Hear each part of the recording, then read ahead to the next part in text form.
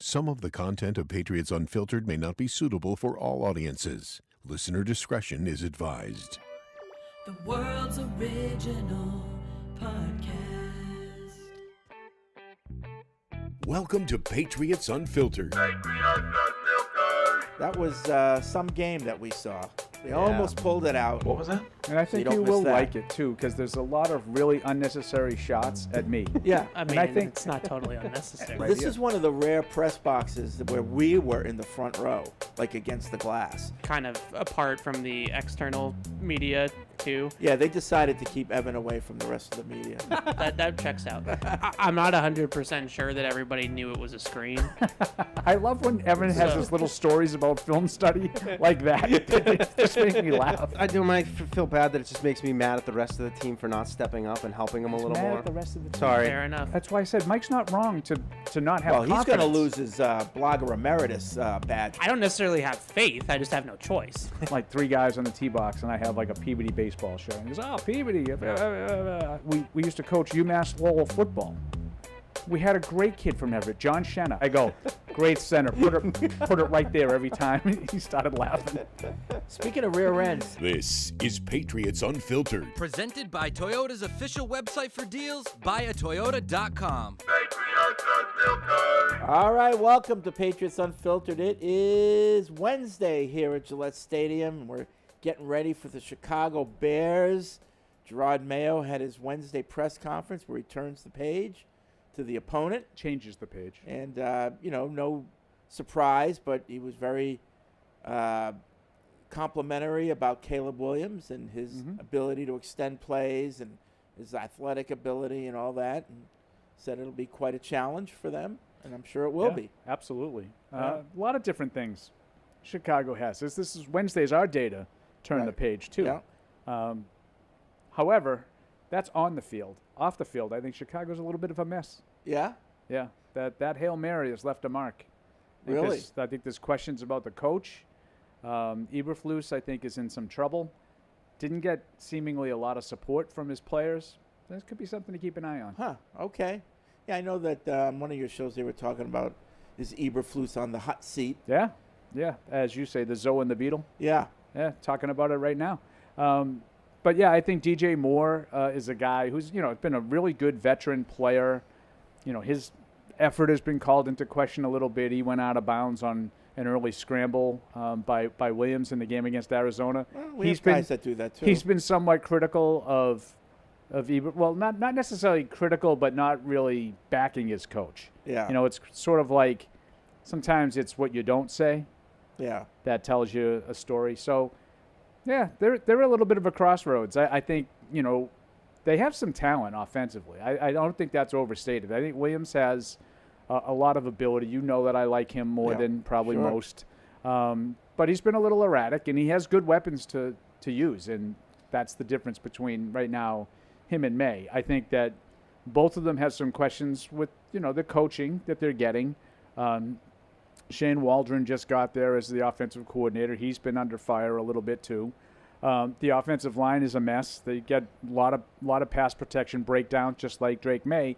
The difference is they have three. DJ Moore, Keenan Allen, the rookie Roma Dunze at wide receiver, Cole Kmet at tight end, and DeAndre Swift at running back. So I would say that core of offensive options is better than the Patriots. Yep. So that's where I think Drake May is a little bit of a disadvantage, and Drake May has played better with less. And he's had a few more extra games Yeah, under oh, his yeah. belt, Yeah, so I would say on paper their offense looks a little bit better than the Patriots' offense, but as we know, the offenses don't play against each other. So how do you think we match up defensively against them? Or I would worry about Swift. Yeah. And just not trying to split the atom here, just based off of what the problems have been over the last, say, 6 or 8 games. Swift has been as productive as any running back in the league over the last month or so, both as a pass catcher and a runner. And the Patriots, we talked about it yesterday, have allowed 160 or more yards on the ground in 4 of the last 5 games. So that, to me, is a major concern. And it seems to not get better as the game goes by. Right. Almost sometimes gets worse. So that's something that we'll have to look at is will the Patriots be able to stop the run? And on the other side, establishing the run has been non-existent as well. Yeah, and now that's an area Chicago struggles. Yeah. You know, their defense is pretty good, but their run defense hasn't been very good. They're down in the lower 5 anyway. I think they were 28th against the run. So maybe this is a week that you can turn it around a little bit with Ramondre Stevenson. Yep. Okay, and then trade deadline is over. Patriots made some kind of roster moves, less trades, but more kind of roster moves. Well, they sent out one of those linemen that they picked up on waivers, Zach Thomas, one of the 4 that they claimed on the eve of the regular season. They let him go yesterday, and they brought in, and now I don't have the name in front of me, the gentleman's name that they brought in. But he's an interior. The guy that they just signed is an interior lineman, so they're still searching in there too, Freddie. We know it's been, Onwenu in and out. It's been Michael Jordan at left guard, Layden Robinson sort of struggling a little bit at right guard. Sidney So had some snaps at left guard. He's been in and out. They're still looking for answers there, and I think that's where the latest addition is a guard. Monty Rice they signed, linebacker. Yeah, that's and not the guy I'm they thinking of. released Zach Thomas. Yeah. And they signed center Brian Hudson. No, I think they released him off the practice squad, did they not? Released him. Yeah, that's it. Yeah. So they only signed Monty Rice? There's another guy that they signed the day before. That's not in that the day release. before. Maybe it's not official yet. Okay. And that's why we didn't get a release on it. That could be. But the Twitter machine had them signing a guy 2 days ago. Can't remember his name. Okay. I apologize. When Mike gets here, he'll fill you in with the details. Sure. But it's not that consequential for this game coming up. No, he's a guy they signed off of someone else. It's another guy they signed off of someone's practice squad, I believe. So what do you think they'll go with in terms of the offensive line this game? Will they go back to where they were 2 games ago? So do you stick with Michael Jordan, or do you give Sidney So another opportunity? Right. I think that all those things are. I would definitely have Trey Jacobs at right tackle and Michael Onwenu at right guard. Yeah. That I feel pretty. I feel pretty strongly about that because I think Onwenu is a better guard than tackle. He struggled at both, but he's a better guard than tackle. Yeah. The other guard, I don't know. It's up for grabs, and then Ben Brown sticks at center. So. Yeah, I mean, I think that's the way it shapes up right now. And then you got to hope Badarian Lowe is physically up for it to stay at left tackle. Yep. So but there's no, it's not like they have 5 guys that you look. If they could just get these 5 out on the field, we're going to be okay. I don't think they have that. I don't think they have that kind of a situation. Okay. All right. Well, 855-PATS-500 is the TPX hotline. Podcast@patriots.com is the email address. I shouted out yesterday. If you want to be included in the distribution list for the new PU newsletter, all you have to do is email the show, and we'll automatically get you on the list. Again, podcast@patriots.com. We had a number of people take me up on that offer yesterday. Nice. So good to hear. You'll be added to the list, and you'll be getting the newsletter. We're going to do that every week. Alex is in charge of putting it together. So she does a fine job when she's not butchering me with shoddy journalistic practice. Well, that's all right. Yeah, so, it'll be more of a fun thing. It's not a newsy thing. It's Absolutely. not like, oh, this is what it's more about the show, about us, about the callers, and in that type of thing. Yeah, just some good clean fun. Just fun. Just fun. Just a fun fact. Just the PU community. Yeah. So. I like it, Freddie. All right. What else? Anything else? League-wide? So, anything we need to talk about before we I don't know what open league. it up I'm trying to listeners? remember everything. So we heard from Hunter Henry, Drake May, and Dietrich Wise. I did not hear from Wise because I left to make sure I was at the show on time. I come away and I walked in and I said to you, I just really like Drake May a lot. I like his sort of aura. I like the way he presents himself. It just seems like, and I know this sounds like patronizing, but I just feel like he's a good kid. Yeah. And they are kid stars. I mean, let's face it. They're a lot. He's young. Yeah, they're a lot younger than us. Yeah. So they're just kids. I mean, he's only a couple years older than my oldest son. So I just feel like he clearly came from a good family with good values, and he comes across that way. Yeah. And I know that sounds like really corny, and who cares? Can he play? You know, like I think there's a lot of guys in the league that came from a good background, and Yeah. you know, Caleb Williams is really tight with his dad, right? That was supposedly one of the problems. His father was too involved. Right. You know, like doesn't mean that either one of these guys are going to be successful and be able to play. But I kind of like the way that Drake Maye presents himself. Well, you know, one of the stories of Drake Maye when he was drafted is his family and the fact that he had all those brothers, similar to, you know, Gronk.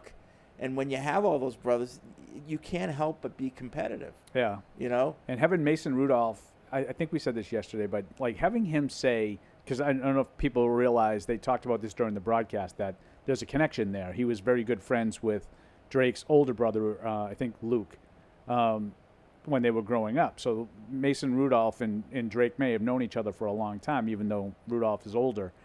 But Mason Rudolph said, you know, it was pretty clear that Drake was the best athlete of the family. And to me, that spoke volumes. That's a very athletic family that's been very successful at high levels in different sports, basketball and baseball. Yeah. So to have a guy from the outside say, oh, yeah, no, that's a good family, that's a lot of good athletes, but this guy was the best athlete. Yeah. Pretty impressive. Well, we're starting to see that. Yeah. I mean, we're starting to see his mobility and the way he just, you know, scoots around the field there. You know, yeah. You know, and you know, Henry talked a little bit about, you know, that play at the end, and he was like sort of very critical of himself, which I liked. Yeah. Because he was like, He got bounced out of bounds and can't took get knocked himself out of bounds the play. there. It's not a Yeah. good play. And he said, I know people have been trying to give me credit for being heads up. It's not a good play. But, you know, it happened. I think that he's also being a good teammate there, because then moments later you hear from Maye, and Maye says, yeah, I kind of think I had him right away on that play. On the initial, you know, I wouldn't have had to go through all of that to have to score. He probably missed him on an initial read. So I kind of like the way that they talked about themselves rather than they were critical of themselves rather than I wonder, talking about the I'm rest sure of they them. went over that tape already. Oh, yeah. And they pointed it out. So, but again, we talked about it yesterday. This is why we all pushed for Maye to play, so that he could have experienced these scenarios and learn from them. And That's exactly right. It's like it's Right. grading on a curve. Like the game that he played the other day, I think you could make a strong argument that there was a lot of good stuff in. yeah, If the same game gets played 2 years from now, I'm not going to talk about the good stuff. I'm going to talk about the bad stuff. right. Because after, you know, 25, 30 starts, those kinds of things shouldn't be happening anymore. Now you learn. Now you And learn. you try not to repeat your Correct. errors. So it's all good there. It's all good, baby. But you know, Patriots Nation is very nervous right now. Why is Patriot Nation nervous? They're nervous because the team seems to have taken a step backwards, not just from where they were last year, but from where they were at the beginning of the season. And they're nervous because they're not quite confident that they have the people in the front office to do the job of rebuilding this team. You know? Okay, I think the last part of that is a fair concern. Like, do we pick the right guys? And you don't know. I mean, even if you're fully confident that they did, you don't know that Mayo and Wolf is going to be the combination that works. So I get that. Do you think that they've taken a step back from last year? From last year, I do on defense, and I know, like a lot of last year's defensive stats were, Yeah, you know, I a little bit won't paper. bog the show down with that. But from a depth standpoint, game to game, they were in better shape last year. Yeah, and you know, not to make excuses, but it is what it is. They're undermanned. They don't have the horses on defense. They just don't. See, I like I said, I'm not going to bog the show down by telling you that I don't think it's much different. I really don't. Like they played the last 13 games last year without Judon and Gonzalez. No, I know. Without Marcus Jones. There were a lot of guys that weren't there last year either. Now, Yeah. the big difference this year is Barmore. Yep. But And Bentley. yeah, but I'm talking about like the real Yeah. standout players. You have Gonzalez and Marcus Jones now in your secondary, True. and it's not really No. any better. But they just, they, except for in the early in the season when they were getting blown out for a couple games, they were able to keep the score down. And they finished in the top of the, last year. They finished in the top of the league, in Yeah. points allowed, and it is what it is. Well, what's the top of the league? 11th? Well, it's a lot better than what Yeah, I mean, I just feel like, like I said, I don't want to bog I know this what shit you're down. saying. I just feel like people have not used any nuance when talking about the numbers. Saying that they lost 10-7 to the Giants with Tommy DeVito playing quarterback, like you're not really telling the whole story.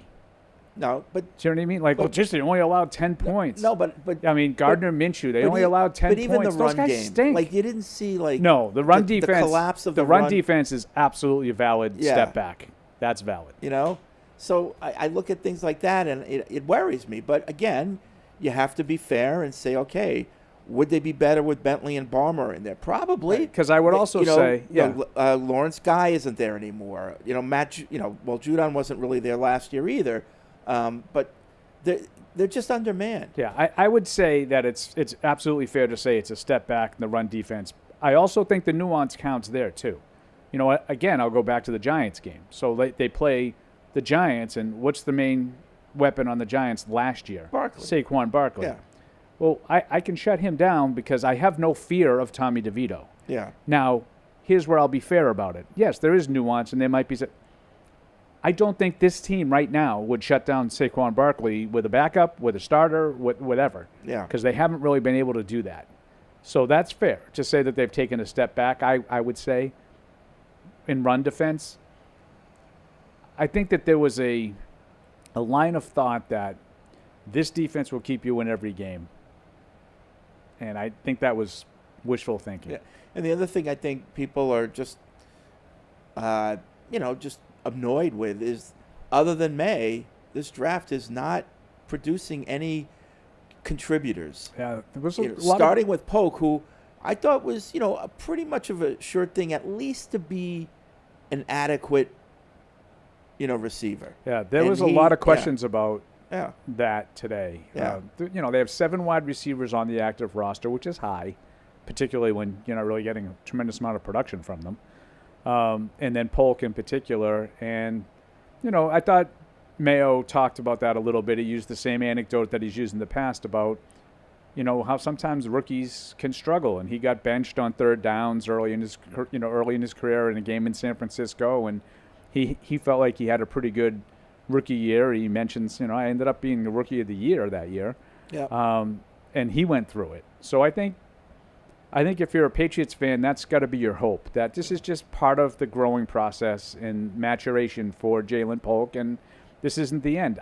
I've been you guys know that I was not overly all aboard the Jalen Polk train. Yeah. But that doesn't mean I'm saying let's close the book on Jalen Polk. He's a bust. He's done. No, it's only 9 games, and I've seen guys get off to slow starts before and be able to rebound. Yeah, I was listening to one of your guys this morning on the radio, Mark Daniels, and he was talking about how, in his opinion, in camp, Polk was standout. He never dropped the ball and always seemed to make a play, per practice. And I heard that. He was shocked. Yeah, I mean, like I said, I didn't see it that way. I saw a lot of short little catches that were kind of meh, and that's all we saw. That's all we really saw. Yeah. I didn't see a lot of separation. I saw good hands. Yeah. The thing that's really surprised me is that he drops. dropped a couple. He Yeah. hasn't dropped a lot. Yeah. I think that's been overblown a little bit, but he had a couple of easy drops. And that surprised me because he showed really good hands, strong hands. I mean, I thought in camp. I'm trying to remember, but the first few games, he did okay. And then something Regular season? Yeah. No? He's never had any success in the regular season. I thought he had a He few. doesn't even have 100 yards. No, I know, but I thought starting out, he had a few catches. Yeah. He had 3 catches for 14 yards, stuff like that. No. He has not made any plays But at all. something happened in Yeah, he's fighting something from a confidence standpoint. I don't know if it's Bill Blass or I do think he's fighting something. Yeah. And it's not just the drops; it's the mistakes. You crack me up. It's the like you get on the field for 2 plays and it's 2 penalties. And that's when you know a guy is fighting it mentally because Yeah. he's thinking about everything he's doing. He gets a holding penalty. He's trying to block on a wide receiver screen. He gets a holding call. He gets a shift penalty, Right. which seems to be a problem for all the receivers.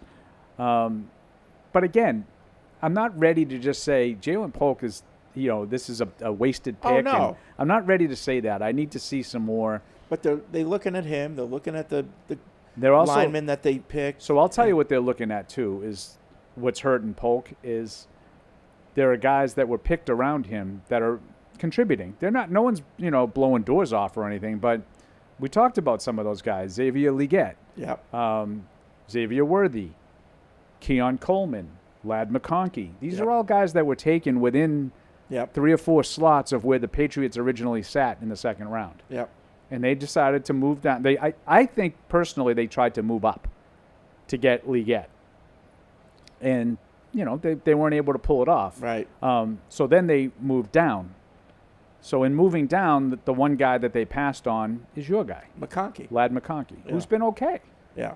I think he's got like 450 yards or so, Yeah. in his rookie year. So He gets open. that's pretty good production. Yeah. And he's playing for a good team too. It's not like he's putting up Sure. plastic yards. I mean, the Chargers are playing pretty well. Yep. Well, so that has Patriots Nation nervous. Is the rebuild seems, other than May, there wasn't a lot of building done And that's this not year. enough. Like I understand, like the quarterback is the only thing. Like it. You bring in Osborne, he's not doing If anything. you asked me to decide, if I had to pick, it's a good PU topic. If you had to pick, you get a really good draft class. Polk and Baker are good. Wallace and Robinson are good. Like these are really good players, but May's a bust. Or May's a really good player, and you don't get much from the rest. Well, of course, I'd take May. Would you? Oh, he's the quarterback. Yeah. For me, it's easy. Yeah. But I think people might argue with you on that. But You need a whole But why team. can't I? Why can't I have May and 1 or 2 others? Oh no! You Like, know what I mean? Like that's not. I know that's that, not the PU dilemma. Right. No, but to me, it's not a dilemma. You got May. Great. Right, now you need to have a couple of those guys establish themselves as starters. It should be less difficult to pick guys at other positions than the quarterback, and be successful. Well, I mean, I think there's a good study that could be done on that. Yeah. I would push back. I think there's plenty of misses at all positions. Oh, sure. Well, that's why. But when you're missing quarterback, there's only one of them, and now you have to. Right, and it's a glaring thing. Yeah. Like you could say that when the quarterback misses and a tackle misses, it's pretty. It can be pretty obvious both ways. But who do you think people remember? Right. Yeah. Yeah. The quarterback. All right, let's get to the TPX hotline. We'll start with Eldred in North Carolina. What's up, Eldred? Hey, fellas, how y'all doing? Good. Hey, I in Nashville, I was with Trey and Melvin, and they were like, "Oh, we got to meet Eldred." Melvin, me and Melvin already met, but I'd like to meet Trey. Oh, yeah. Oh, you said with y'all too. Yeah, I would like to do that also. Yeah, Trey was saying, Yeah. "I got to meet Eldred." Yeah. You were missed, Big E. They were missing you. They wanted to see you. Yeah, I wish I could have made it there, but I don't know. From what my end is, I can't get to Nashville unless I take the long way around. Oh, okay. Well, because 40 still knocked off from that hurricane, Yeah. and Oh. it was I-26 going to Tennessee. And you're banned on Yeah. most of the other roads, so that's Right. Yep, going too much that way. honking of the horn. But Right. Yeah. Too much radio listening. But Fred, I agree with the rest of Pat Nation. I don't trust the people in the front office to rebuild because two of those guys been with the other regime. And to me, like I said during the draft, besides May and Paul, I didn't want that pick either. But I also said, if you show me, I'll come around. Yep. I'm coming around. You did. But- And you're being fair about it. Absolutely. I remember you said that. Yes. Yes, if I wanted A.D. Mitchell, Yep. or if we couldn't get him, or somebody but I can't understand why I see people do make some moves, fifth round, fourth round, 5th and 4th and 5th.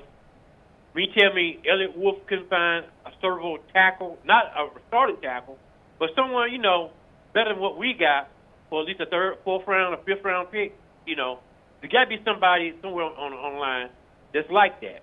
And I think that Jacksonville, well, not the Jacksonville guy, but the Minnesota guy, since Darius gone, I think they got another, that young guy's still there.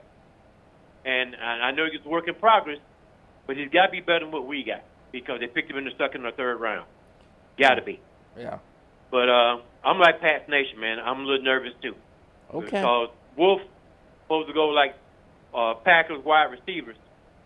But I ain't never seen Packers wide receiver besides 6'2", and that's slow. Besides Lazard, that's somewhere else now. Everybody else, they can block, they can run, they can get open, they got speed. And I never saw him, if he took the Packers' way, pick these two guys. And I didn't like Polk anyway. If anything, I hope for a Tuesday, but I know we were going to get him. And I'll let you go from there. Y'all have a good one. All right. Thanks, Eldred. Yeah, I mean, a lot of the stuff that Eldred just said, I do remember him talking about. Yeah, like sure. he wasn't a huge May guy. No. But he did say, listen, if he comes in, he plays well, I'll jump on board. Yeah. And he did not like the selection of Polk when they made it. Right. So, And I he, mean, you know, like he I ma- said, the jury's still out. I mean, And he mentioned something we talked about yesterday, that this front office regime was there when Bill was there. So are we getting more of the same? And the question we raised, and we don't know the answer to it, is what say did they have during that regime? And are they now, obviously they have the ability to now make those decisions, but is the mindset different right. now than it used to be? And right now the results are May's good and everybody else is not. So it's still I am not on the let's fire everybody bandwagon, which I've heard. I've heard clear out the front office.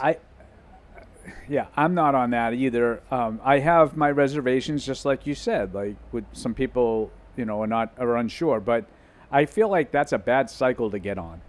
Yeah. Like we're going to hire people. Now you're the team that you make fun of. We're going to hire people and we're going to cycle through them in 1 year. Now, there's a fine line, because if you get to a point where you're like, this isn't the guy, then you need to be aggressive and pull the trigger. This isn't the guy. I just don't think that we're there yet. No, we're not there yet. Yeah, and to me, it would be more about some of the stuff that you see off the field, sort of a lack of organization, a lack of direction. And I'm not telling you everything has been perfect in that regard. We talked about the overtime kicking into the wind. So I'm not telling you everything has been buttoned down, perfect. But I haven't seen,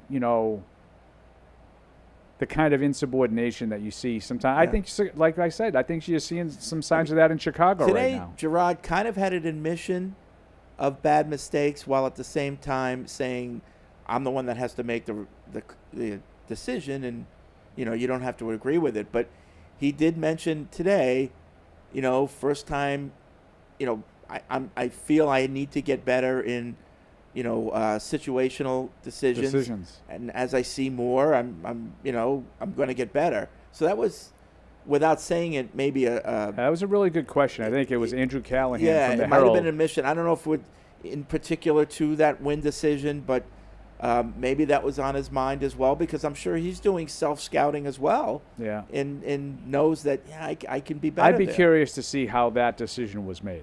Yeah. Is there someone that, is in charge of, okay, so the wind is going this way. Hey, the wind patterns have changed, or whatever. Is there someone in charge of that? But see, or is it just I don't know what he was him? talking about, because the wind pattern did not change. I don't know, but I have had people tell me on the field that there wasn't much wind. I've had people in the press box that said there was significant wind. There was. Like 10 miles an hour. Like, I'm sure, like, it came and went, but I was, again, I wrote it down in the blog, so I have record of it. This is in hindsight. I noticed a very stiff wind going from left to right as you look at the Patriots bench. Then I looked up and saw the flag, which verified that, and I made note of that, and Right. And then later on, I did not see that flag ever go limp. So You don't want the flag going you limp. don't want the flag to go limp. No. So, and then he said that after the game, and I was like, That doesn't sound right to me. So I gave a lot of praise to Drake May for how he handles himself. I think that was a very minor, but maybe the first and only example of a misstep for him, talking about that throw into the wind. Because I don't think that would have been a huge topic of conversation had he not said that. Do you? Do you think people would have going to say, "What are they doing?" No, you're right. Like the broadcast didn't mention it. You're right. And he that said that put it right on after everybody's the game, radar. And yes, it did. You're right. You're absolutely right. He said it right after the game, and seeing it live, I didn't know that. It didn't seem to me like that was a wind-affected throw. It seemed to me like I'm not sure it was, but that's not the point. No. But just looking at it, it didn't seem that way. It just seemed like he didn't see the center fielder. Yeah, that's how I saw it. I know Evan said he felt like the wind affected him. He said that. I believe it. I believe in his mind that ball was affected. No, but my point is, when you're the quarterback, it's you. It's on you. And then I think he recognized that. He said it was a bad decision. The next day. No. He said right after the game, he said that was a bad decision by me. Because of throwing into the wind. Well, I don't know. Whatever. He said he didn't put enough on it into the wind. Okay. But he said it was a bad decision. Yeah. I thought he really backtracked the following day, saying the wind didn't have anything to do with it. It was a bad play by me. But I'm paraphrasing. Yeah. Okay. But I did like that he did that the day after. But just going back, it can come off as excuse making. I don't take it that way. How do we know that the next day he wasn't talked to about? It was the coach's decision to go that way. You're undermining your coach by saying that. Oh, that would be my guess. Yeah, that would be my guess. I do think that because one of the great things about talking to players right after the game is you get what they're really thinking sometimes, and I think he really did think that the wind affected that throw. Oh, I'm sure he did. Yeah. But don't you think that's an excuse? Even if it did affect the throw, it's an excuse, right? Well, but he said it was, but he followed that up with saying it was a bad decision by me. Right. To throw that throw because of the wind. Like, I should have known better. Yeah, I think that's an excuse. I think that's bad.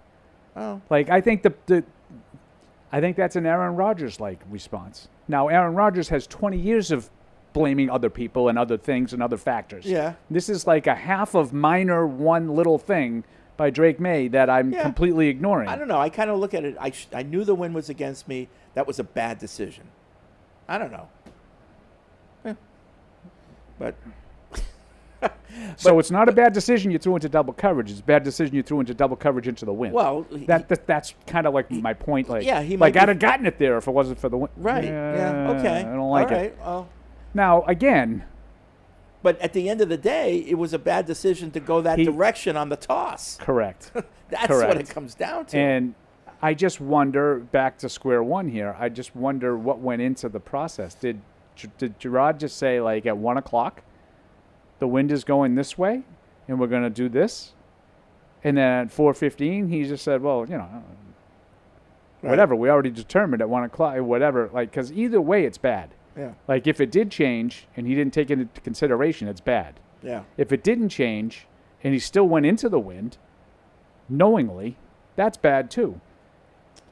And I, like, part of it I put on, like, it's the coach's decision. Did he actually tell Joe Cardona, if we lose the toss, we're going this way or that way? I was going to say that, but I said, wow, that seems so ridiculous that you don't have that I think it's all scenario before you go out for the toss. See, Fred, because we have been here for 25 years, and we know that would be ridiculous. Right. But we're just like everybody else now. As you said a little while ago, I don't know. Yeah. I don't know if every little was detail Joe given the direction, if we lose the toss, this is the direction we want to go. Like, we know Matthew Slater was always told. Yeah. But all your scenarios. See, like, Joe's been out there for tosses before. Like, even he should know. Which way we're going to go, Coach? I don't know. It's a great point. Or maybe the excitement of that last play was just still so much that it was an oversight. I don't know. Or maybe the win wasn't that big of a factor. Yeah. Or maybe. And it didn't matter. Right. Let's go to Chris in New Hampshire. What's up, Chris? Hey, fellas, how we doing? Good. I just want to say, Fred, thank you very much. I've incorporated the Fred sniff into my life, and since then, I've had the courage to post to my girlfriend and start my own company. So I really appreciate you showing me that power move. It's absolutely a power move. Good job by you. I like it. So thank you very much, Fred. Sure, you're and welcome. if Mr. Kraft is listening, Paul Perillo needs a new car. The PU crew have been the most entertaining part of this team for going on about 5 years. And if Paul can't get to work, that's going to affect the team. Well, the letters can go to One Patriot Place. I love this All right, campaign. I'll postmark it. Yeah. I feel like, like You guys are great. Thank you. Okay, thanks, Chris. that high school teacher that everybody like rallies around. Yeah. I feel like that. Yeah. You know, Yeah. You're going to walk out one day and Let's there's just going to be a start car. crying. We're all going to be I'm standing just going to around start it. crying. Yeah, we'll put And it you know on. me, I get emotional. We'll put it on the social media. Speaking of emotional, Hey, Look who's back from the locker room. What was the mood? Were the players friendly? Zoom out. Too bad none of them look like Derrick Henry. Hey, Mike, what was it like in the locker room? Hey, Mike, what was it like in the locker room? Wistful? Is that a word that yeah, would describe it kind that? of, I found myself kind of humming it the other day. Hey, Mike, what was it like? Indeed. So, Mike, what was it like? It was a pretty standard day. I wouldn't say there was overwhelming energy or things. Usually we get in, I feel like Wednesdays guys are coming out of meetings and resetting. So not a lot of hanging around, guys getting ready for practice. We did hear from Christian Gonzalez, Vidarian Lowe, and Kendrick Bourne. Really like Vidarian Lowe. He's just really accountable. He says the things that I feel like you're thinking when he's like, yeah, we had the run game. We felt like going early, and it's an attitude. We've got to get back to it. He was accountable on a lot of the mistakes that, happened, some of the run, specific run game questions that were asked to him. So I just like how accountable he is. I know it's been up and down for him, and a lot of injuries have affected him. But I think all the guys are saying the right things right now. It's just that you're 2-7. It's you're up against it, and you only keep pressing certain buttons over and over again. So, I guess urgency is the thing of the week. That's what Gerard said at the top. I felt like a lot of the guys are like, we got to be urgent every week. So they're all very aware of where they're at, what's going right, what's going wrong right now. And, it's just overall, though, felt like kind of a standard day in the locker room. So some of our fans may not realize this is a new thing this year, but cameras are no longer allowed in the locker room. If you want to do a video interview with somebody, you make a request, and they walk them across the hall to the Revs locker room. Yeah. The Revolution are in the building. It's the locker room that they use. So it's a separate room. Have you been in that room, and what's the vibe in the camera room? Oh, it's definitely different because, as you guys are well aware, the cameramen are a little different. There are some salty dogs in there. Of course, our esteemed colleague, I guess, Dan Roach of he's on All Access, right? We can call him a colleague. Sure, I would sure, say. yeah. He's always in there asking questions. He makes fun of me a little bit though, says I lurk, which I like to listen, and I walk around a little bit. Dan's right in the middle there, firing off the questions, but. Yeah, all the cameras are set up. They're all ready. They're all just kind of sitting around waiting instead of standing in the middle of the locker room waiting. Is it different? For Is a it scrum. a different vibe in the camera room than the locker I room? think it is a different vibe because you don't have to have your head on a swivel anymore. You don't have to be ready for a scrum to break out at any moment.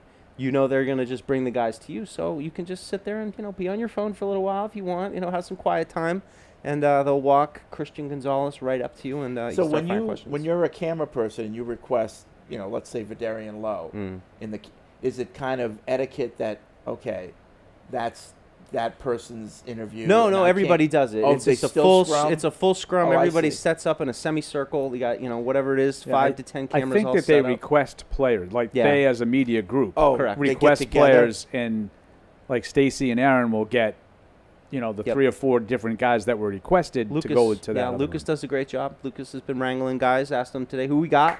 He was on top of it. He had guys ready to go. So Now you say, what do we got? yeah. He efforted Vidarian Lowe, though he wasn't sure on Vidarian Lowe, but we did get Vidarian Lowe, so that was exciting. How did Vidarian Lowe look physically? Physically, not as jarring as I saw last week. Not I as think when I was in banged the up. locker He room, it looked was banged like up a last week? giant, shoulder strap and a knee brace. I mean, he was still not quite dressed for practice yet, Paul. I know they're wearing full pads today, so I assume he probably will be suiting up with a bunch of different braces and slings of things of this nature. But, we talked last week, and, he talked again this week. He's just – I think I read in one of Dr. Z's books, he said, recommending covering football teams, always talk to the offensive linemen. They're the ones who know everything and are usually the most talkative. And I think he's just a good example of that, of a guy who I think says all the things that you kind of want to hear. You want to hear the accountability. You want to hear on the bad plays, what went wrong. This is my fault. I have to be better on that. So plenty of that. Of course, 2-7, it starts to get old, and it's like, all right, we just can't keep saying my bad every week. At some point, they've got to turn it around. So there was no residual comments about the shift of the line, the change that they made to start the game? No one really asked him about that personnel, but, did say, what play was it? I forget. There was one play he said, specifically him and Jordan had a miscommunication. Second and one. That might have been the second and one run to Hasty. There was only one guy over there, and neither one of them blocked him. Yeah, so...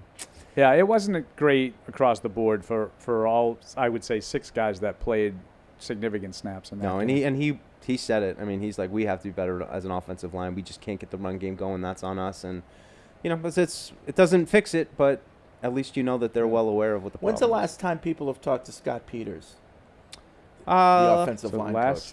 Did we do defense? No, we did defense last week, so 2 weeks ago. We should hear from him on Thursday. Thursday will be the next time. So that'll be interesting to see what he has to say. He talks every 2 weeks. The position coaches, they alternate offense and defense. Yeah, okay. A little rotation going. Let's go back to the TPX hotline, 855-PATS-500. Fidel is in Tampa. What's up, Fidel? Hey, you guys. Hi. What's up? Hey, I had a couple things I wanted to follow up on. I called the pregame show this past Sunday, and I was basically saying how Matt Smith was wrong. About? And how Paul was right. But then, Paul, yesterday, you got me upset because now you're wanting to, and usually I'm always Team Paul all the way. Not today, though. You said it's about yesterday, one point specifically, bringing in other teams' rejects or wide receivers, like Jonathan Mingo.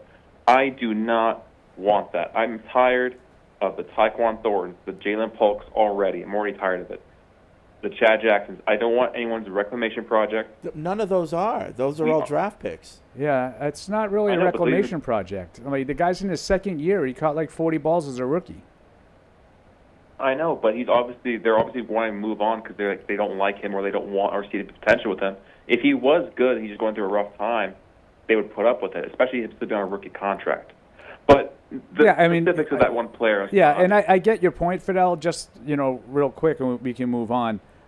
It wasn't necessarily specifically Jonathan Mingo. It was a guy not being used much wherever he is. Kyle Van Noy. Yeah, maybe you take him. That's the example I used on the radio on the pregame show on my chin you wag. Didn't use that on ours. On the chin You're wag. saving the good stuff. Well, Darius Slayton was one I used. That one was okay. But I'm just like a guy who's not playing a ton where he is for whatever reason that might be looking to get into another situation, and you have 8 games really of no pressure to see if he can establish a connection with Drake May. I'd be interested in that, but. Fidel, to your point, it didn't have to be Jonathan Mingo. You're right. He hasn't really done anything this year.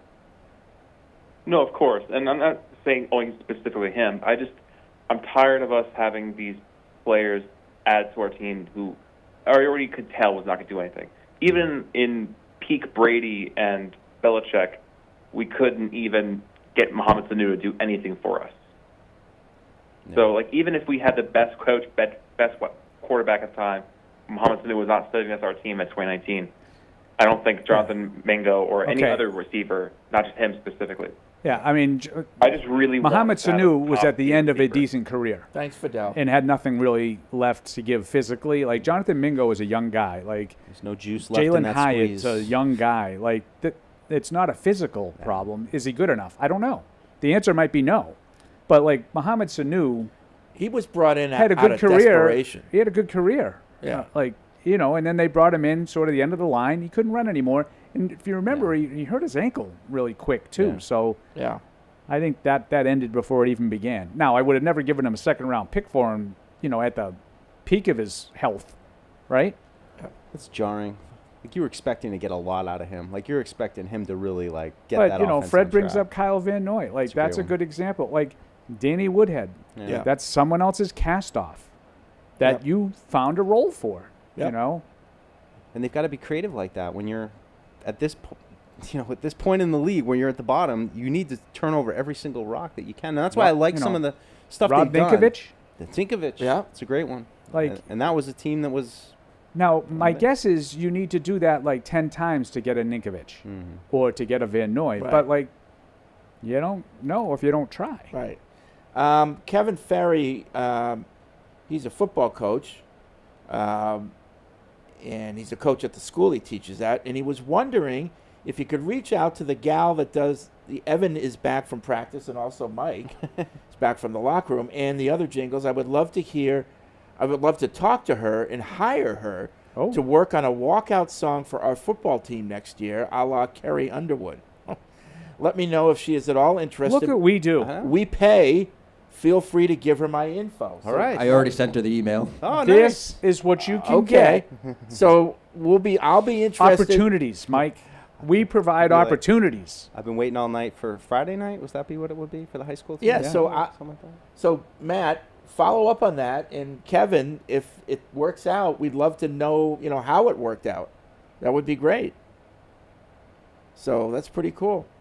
I'm gonna go shoot it. Go, watch his team walk out to Jill and Kate. Be pretty cool. Yeah. Let's see. We've got a lot of emails coming in. A lot of emails. Maybe, yeah.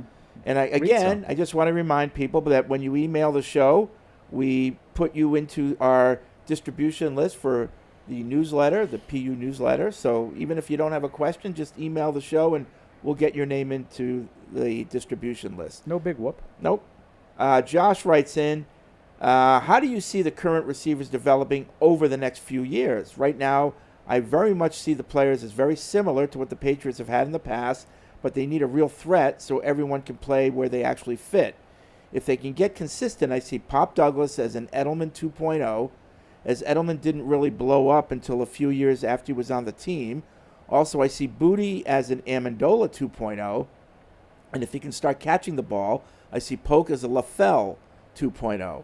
I think they just need an upgrade at the number one receiver position and at tight end, with Henry turning 30 this year and virtually nothing behind him long term. I don't really see Douglas. I mean, I don't want to. He's not Edelman. I mean, Edelman was an every down kind of guy. Physical. Physical. I like Pop Douglas. I think he's. I hate calling him the number 3-4 kind of, but that's like he's the slot who comes in. Was really physical after the catch. He was durable. Welker, those guys were tough, and they proved it over and over and over again across the middle with breaking tackles and making guys miss yards after catch. I haven't seen that from Demario Douglas. He's right. Edelman didn't blow up until later, but Edelman caught 40 passes as like the fifth option. Yeah. Like as a rookie.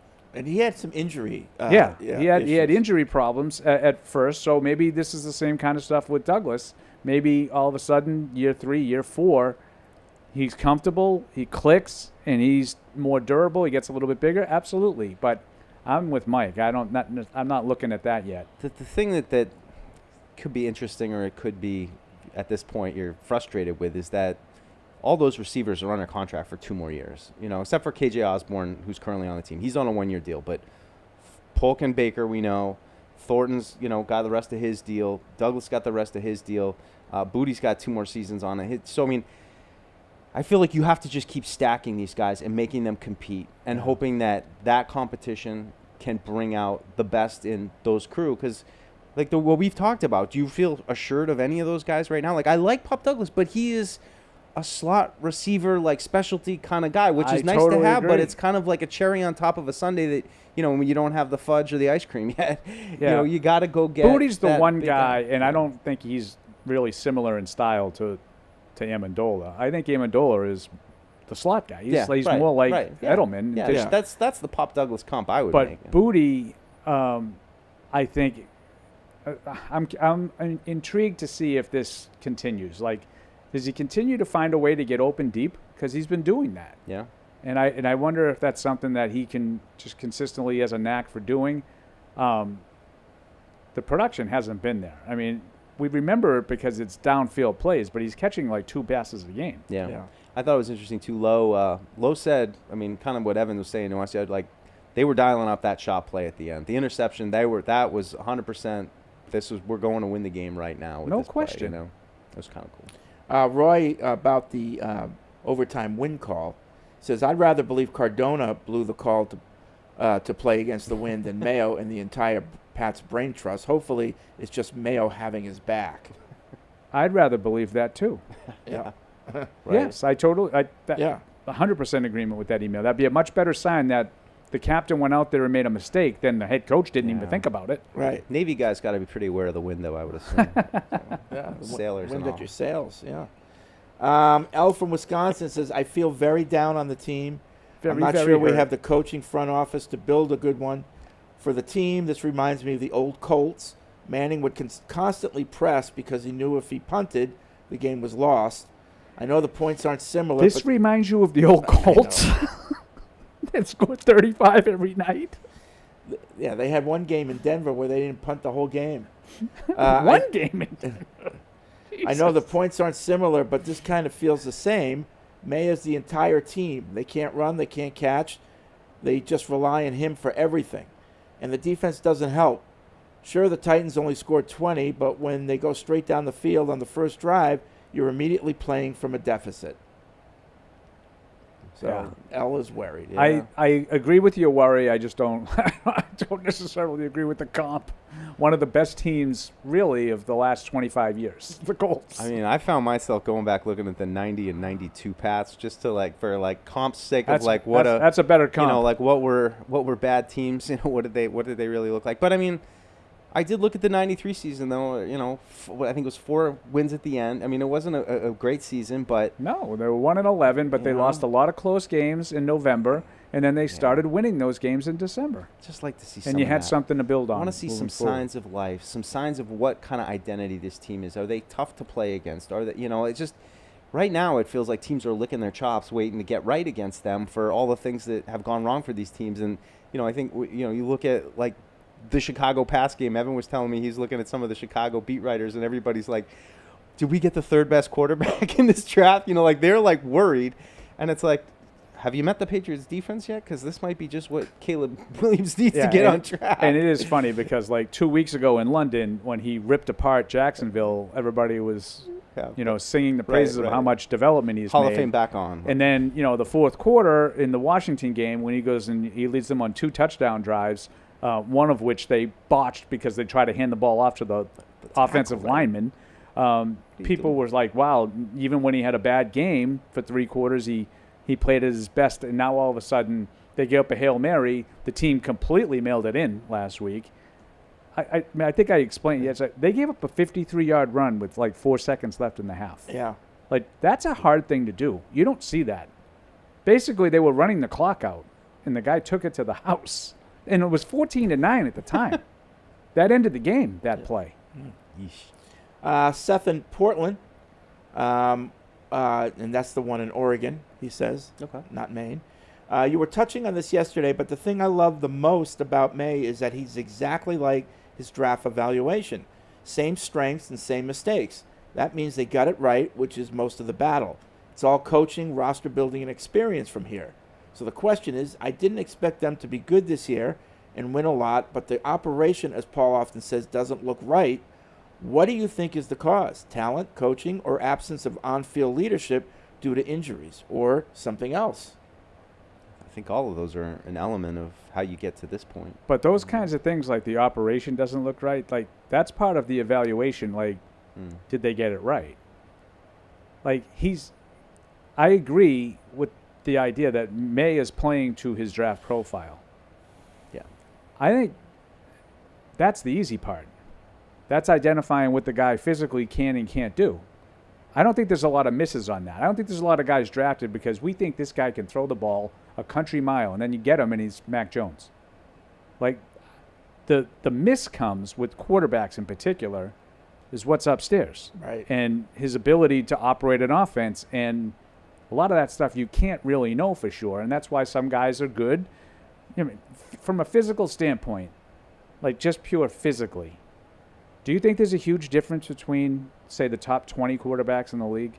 Now, there's obviously a Lamar Jackson and a Patrick Mahomes and a Josh Allen, like that have a little bit more of a varied skill set. For the top 20? But like, physically, Kirk Cousins has everything you need. Yeah. Like, yeah, there's just little shades. But he's not as good as some other guys. It's Jared Goff. It's the decision making in crunch time. Right. Yeah. And some guys are really good at it. Yeah. Some guys are inconsistent, from week to week, from game to game, series to series, whatever. Trevor Lawrence. Let's use Trevor Lawrence as the example, because I think physically there's nothing he can't do. Right. But he's not as good as Josh Allen. Right. Or Patrick Mahomes. Right? Right. Physically, he's probably on par with those guys. I'll bet you he can throw the ball as well. I bet you he can run. I bet you, and I'm not talking about his 40 time at the combine. I'm talking about watch the guy play. Yeah. What can he do physically? Right. Justin Herbert, what can't he do physically? Right. But he's not as good as those guys. Yep. Yeah. That's where the evaluation comes in. Yeah. Can he run the offense every week the way we want it run?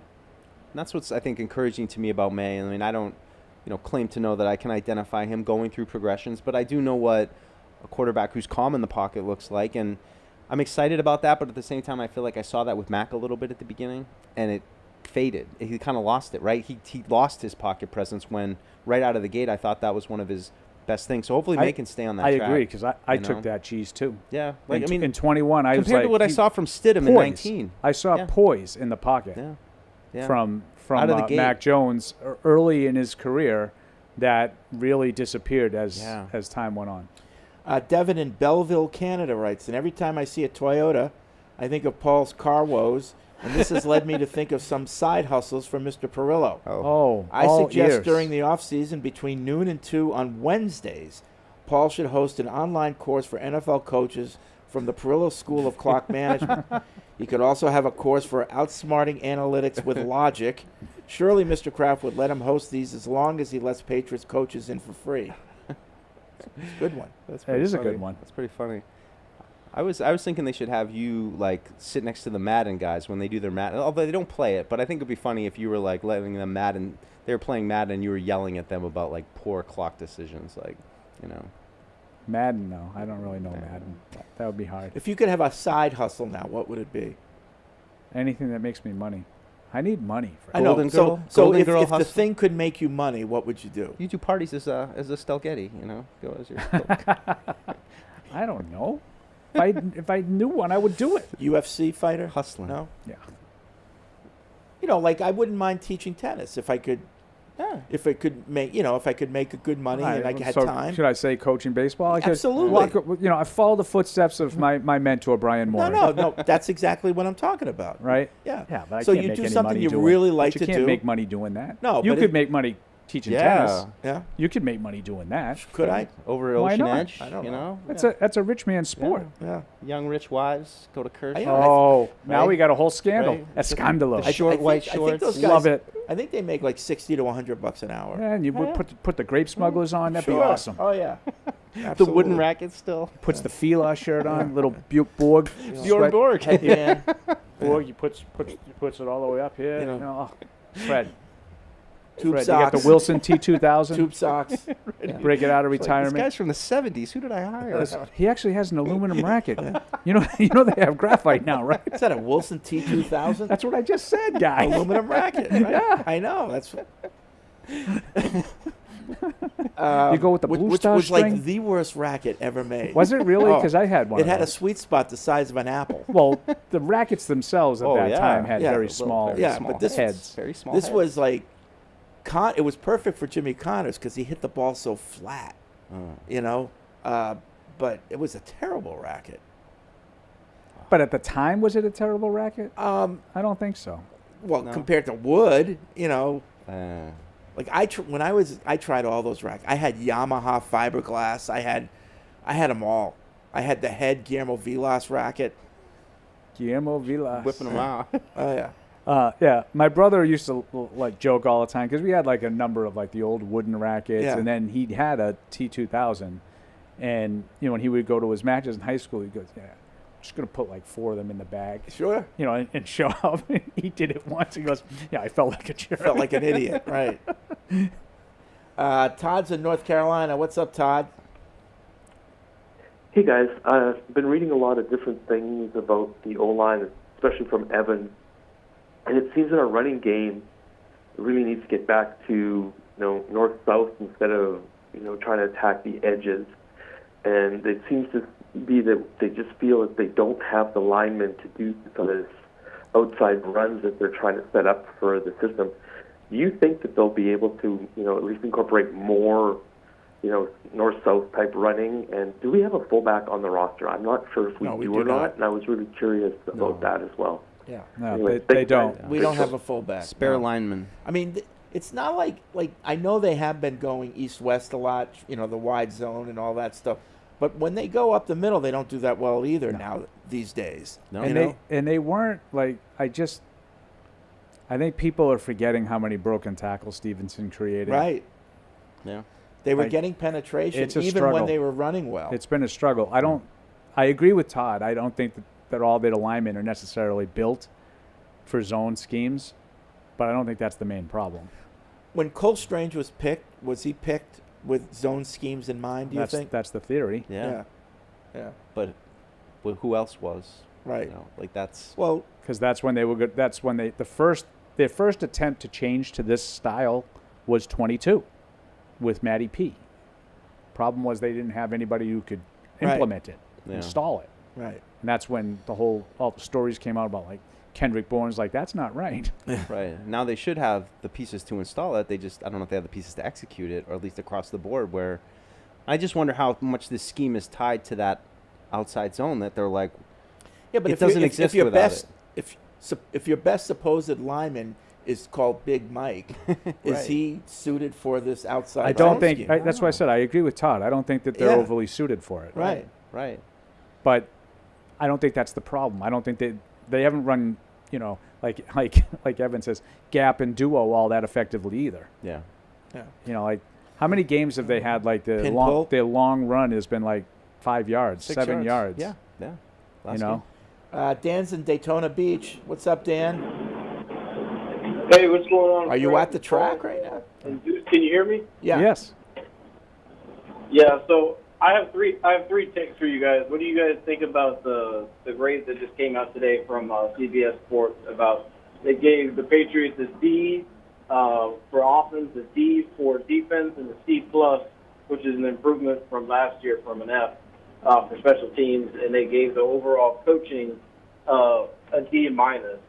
I think those grades, in my opinion, are pretty accurate for the current state of the Patriots. My second take is I was reading this report yesterday about a good veteran name that could possibly potentially come in and help Gerard, since he's having a lot of issues with trying to learn on the job as a head coach. They mentioned Ron Rivera, since he wouldn't really be interested in being a head coach again, but I've heard that. A really good advisor. Yep, And heard then that.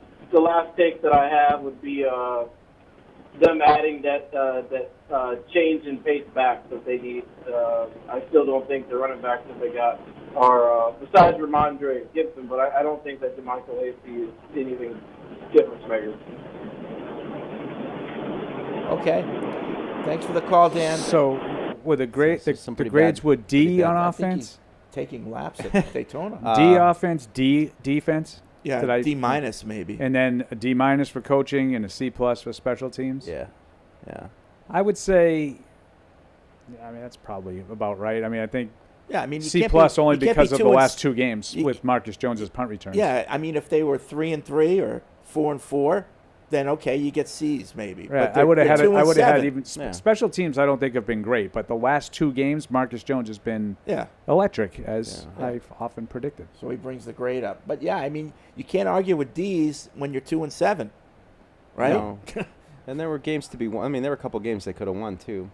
how much difference would that have made? A couple of extra plays, couple extra wins. Right, and that's like part of my but point. Like end everybody, of game execution brings your score down. Everybody if you don't said do that it right. last year. Like, oh, they could have easily won X, Y, and Z. Yeah, but when you're not a good team, you don't win those games. That's the sign. They easily could have lost the 2 games that they won too, easily, right? Yep. I mean, I think there's a camera angle out there in the Jets game that they actually lost that game. Like I'm just saying that's how close it is. Yeah. You win a couple by a blade of grass in both cases, and you lose a game by a heel against Miami, game that you easily could have won. And I'm sorry, you lose 2 games in overtime. Those are games you could have won. Absolutely, right? Yeah. But you kind of are what you are. Yep. Franklin in Baltimore. I know the absence of Peppers, Barmore, and Jennings have been impactful. Jennings hasn't been out. No. I think he might have missed 1 game. Jennings been good. Right, he missed 1 You game. gonna I tell Tony think. that? Anyway, I know they've been impactful on the capability of the defense, but I also think their impact has been quite overblown. Those players, for instance, really didn't change the fact that for the past few weeks, any team with a semblance of a passing attack pretty much had their way with the secondary, and I still think they have a glaring weakness covering scat backs. The focus has been rightly on the offense in this post-Brady era, but I also think fans may need to realize the defense needs an overhaul too at all 3 levels. P.S. I would like to sign up for the newsletter. Okay. You signed up. Yep. Magic. Offenses had their way with the secondary? I think passing games have, yeah. Yeah? I think you can do whatever you want against the Patriots if you have an offense. Like Tyler Huntley couldn't. Yeah. But did enough. Trevor Lawrence certainly did. Yeah. Yeah. It's true. I mean, it's hard when you lose guys to injury of what it could have been, and when you spend all this time lamenting what Christian Barmore would have meant to this team, what Jabril Peppers' presence, might have meant to keeping these guys together, and maybe getting them over the hump in a couple of those games that they were close in. Tennessee threw for like 240 the other day, right? But there's like, no question with a backup. They need to add some bodies. I mean, you get Barmore back, and you got White and Godchaw. I mean, those are 3 pretty good pieces to start from, but the edges of the defense need to be reinforced. And I mean, we'll see with Jennings if he's able to, really emerge as a. I like him as a rotational guy, but like that to me is if just you can't impact the pass game. That's it for me. It's hard. It's hard. Like Devon Godchow is, I think, a good run stuffing defensive lineman. I just, I don't know what that gets you. And I think Anthony Jennings. Well, when you don't have it, you notice it. But he's a physical player, Anthony Jennings. But I don't think he impacts games. I don't. I mean, he's played well. Mike's right. Like Mike had a joke today. No, but these guys are being asked to be playmakers, and they're not. No, those 2 guys aren't being asked to be playmakers. Anthony Jennings? No, he's not. He's not being asked to be a player. He's asked to set the edge and play the run. I think CFLs. Yeah, I think. Yeah, that's all. But he's not like being asked to go out there and play like Lawrence Taylor. Okay, who's the guy on the front 7 that's being asked to make plays? To make a play? Who's your playmaker in the front 7? They don't have any. That's my point. Yeah. Somebody needs to step. Like these guys are trying because no one. But there's nobody there. But that doesn't mean that Anthony Jennings' role is to make plays. It is right now, because no one else is doing it. No one else can, and his role should be. I think he's playing exactly the same as he did. Well, but that's like 2 years ago when Matthew Judon and Josh Uche were on the edges. Right, and his role should be a complementary player to guys like that. Yeah, I'm not being critical of Anthony Jennings, but he can't be right now because he needs to be the guy. I don't think he's playing any different. He's doing exactly what he did. Yeah. They could definitely use more out of him, but he might be playing more snaps. Right, and people point to he's playing more snaps, and he's got some more pressures. But it's not like you're sending him on these, like, it's 3rd and 10, and he's lining up, and, he's got a head of steam, and he's trying to beat the tackle off the – no, that's not really what he's being asked to do. Yeah. And you had to know when you signed him to a 3-year deal that this is kind of who he is, he's fine. and it's fine to be part of a rotation, but now you're seeing some of his limitations. I think you've got a lot of complementary players that aren't being allowed to be complementary right now. Yeah, exactly. I would agree with your thought here if people are being critical of the players. Right. Like if you're saying, well, Anthony Jennings stinks. I mean, how many plays does he make? Well, right. That's unfair. Right. Because that's not what he is. I don't think that people are doing that to Anthony Jennings. I think Keon White if people are saying this guy should be a 15-sack guy, he should be like Chris Jones and then that's not fair to Keon White. That's not what he is. He wasn't. Yeah. We talk about the evaluation coming out of the college. That's not what his evaluation was. No.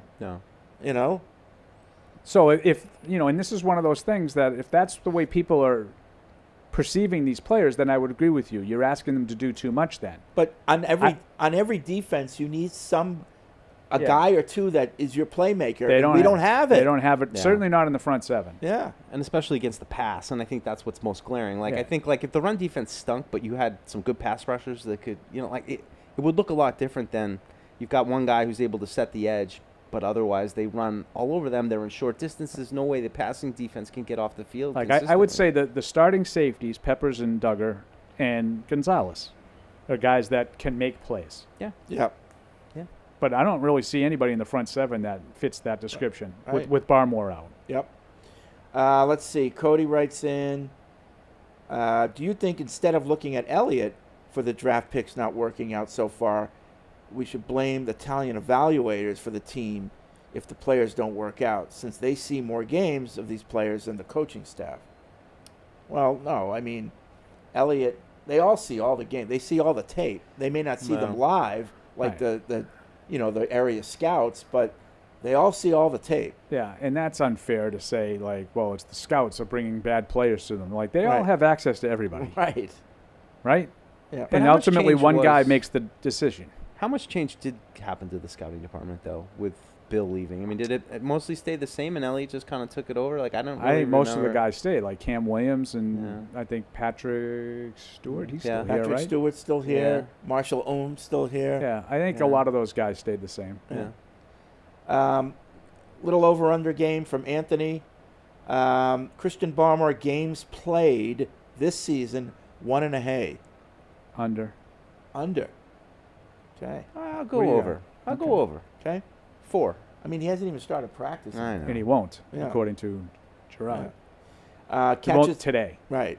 Catches by poke rest of the season, 10.5. I'm going to take the over. I am too. I am too. I gotta believe he's got a couple touchdowns games by Hunter Henry rest of the season, 2.5. Oh. Under. I'll take over. He's got 1 in 9 games.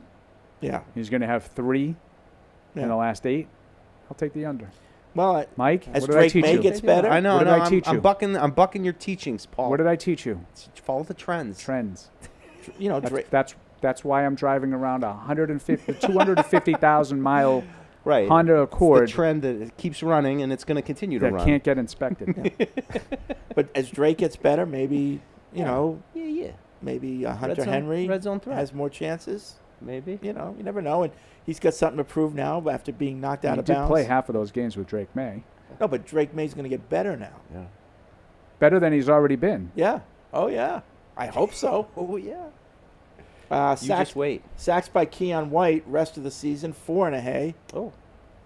The rest of the season, I think he's got 4. He hasn't had one since week 2. That's a trend. I'm gonna go with the trend there too and say under. Players who end up with 1,000 yards receiving for the season, For the Patriots? Yeah. Under. Yeah. Under. Yeah. Is anybody even sniffing that? Yeah. I don't think so. In number of nods, Paul gives the rest of the season a hey. Oh, stop it. Way over that.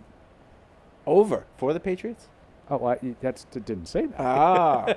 Well, what if it was for the Patriots? Yeah, under? Oh, boy. Hunter Henry has 414 yards. He leads the team. They're not on. No one's even close to 1,000-yard pace. Okay. Let's see. Lots of emails. Bad call, Paul, says David in Bethlehem. May took blame. Not the first. May took blame by saying he should have thrown the ball harder into the wind. If Paul said his wife picked out his shirt, he's avoiding blame and skirting disaster. What does that mean? I don't know, but yeah, you could take it that way. That was how Fred took it. Yeah, Dave. That's how Fred took it. Into the wind, he should have. Yeah, well, he took it that he was blaming himself for not throwing it properly into the wind. I took it that he was blaming himself for even trying to make that throw. I think he shouldn't have talked about the wind. I think quarterbacks, when they throw an interception, shouldn't talk about the wind. And just in full disclosure, Mike, I have a crush, as you know, on Drake Maye. Yeah. I'm not being critical of Drake Maye at all. I would say, like, that might be the first example of a minor misstep that he immediately, the next day, took back. I might have been trying to make myself feel better, I think, was the way he ended that. I like that. On EEI. That's all. Yeah. Like, it's not an Aaron Rodgers situation. You have to do it for like 15 years on every interception to be Aaron Rodgers. Yeah. Always that. Like Drake Maye had one minor, like half a line at the end of a very disappointing loss. I'm willing to give him a pass on that. Let's go to Melvin in Tennessee. What's up, Melvin? How you doing? What's up, y'all? What's going on? Hey, Melvin. Hey, it was of course good seeing you, Fred, Mike, Trey, Barry. It was awesome time in Nashville. So just wanted to say that real quick, and then to talk on Marcus Jones. Like, I know Paul, you've been talking about him, but just to see him live, like, he's awesome. It's something about like how he can run, and he has just enough distance to not get tackled and kind of lull defenders to sleep, but then like darts around him. He's amazing. It was kind of alarming just to see how electric he is, but it's as great as it is, that offense is so bad. I know. Fred, you talked yesterday about which one do you feel, I guess, more confident going forward with, and just I feel, even though with Gerard being there, and I know all these teams look so good against us for some odd reason on offense, but I'm gonna give the defense a little bit more of a pass. But I haven't seen anything on offense, so I'm a lot more concerned with them going forward. And I don't know. Like I said, Drake. Of course, Drake is fine. But without some type of something from some of those receivers, it just makes me feel. It does make me feel like, do we have the right people in place? But I'm gonna give them a little more time before I start just going on a deep end about them. But I would like to see the rest of the year him get some type of development. I want to get away from the Bournes, get away from Hunter Henry support. I want to see him develop something with Pope. We got to get that going. If we're going to make anything in the long run, they have to get at least some type of production from those receivers so they can get on the same page. Yeah. And that's about all I got. Yeah. All right, so thanks, I'll talk to y'all later. Good stuff. I wonder how things are going in practice with Polk. It's a good question. Like, does he look better in practice? Is it is what you're seeing in practice, what you're seeing in the game, recently? I'd be interested to know that. Yeah, Bourne talked about him a little bit today in the locker room, and said, he's got to get out there today and start stacking a good week of practice. But he also said, he came in Monday with me and we lifted together, and I think he's got the right mindset. And to be honest, I was a little bit bugged, like, when they asked Gerard, like, do you feel like he's past it? And he's like, yeah, I think he's past it. I'm like, why? How is he past it? Like, he had another game of no production, which I imagine is continuing to weigh on him. So I'll tell you how I took. I agree with you, by the way. Yeah. I took that as, well, a couple of weeks ago, I made a really innocuous comment about him maybe having a mental hurdle that he needed to get over, and it wasn't taken well by the player. And now he goes out, he's on the field for a handful of snaps. Couldn't have been too many. Yeah. I don't know off the top of my head. And he gets 1 target, no catches, 2 penalties. Instead, I'm going to sort of give him a pass for that.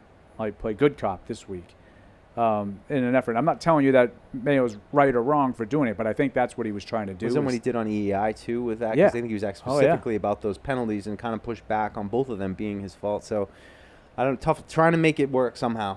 I think he's making an effort to say, okay, I offered up what I thought was kind of an innocuous comment, and it wasn't taken well. Now I'm going to go the other way and try to, pump him up a little bit. Now is when you need to embrace him. We've heard that all offseason. The guy's struggling a little bit. Let's make sure he knows that we're not giving up on him. There seems to be a lot of backtracking. You always know when Fred's ready, when he gets on the side or no. It's just this.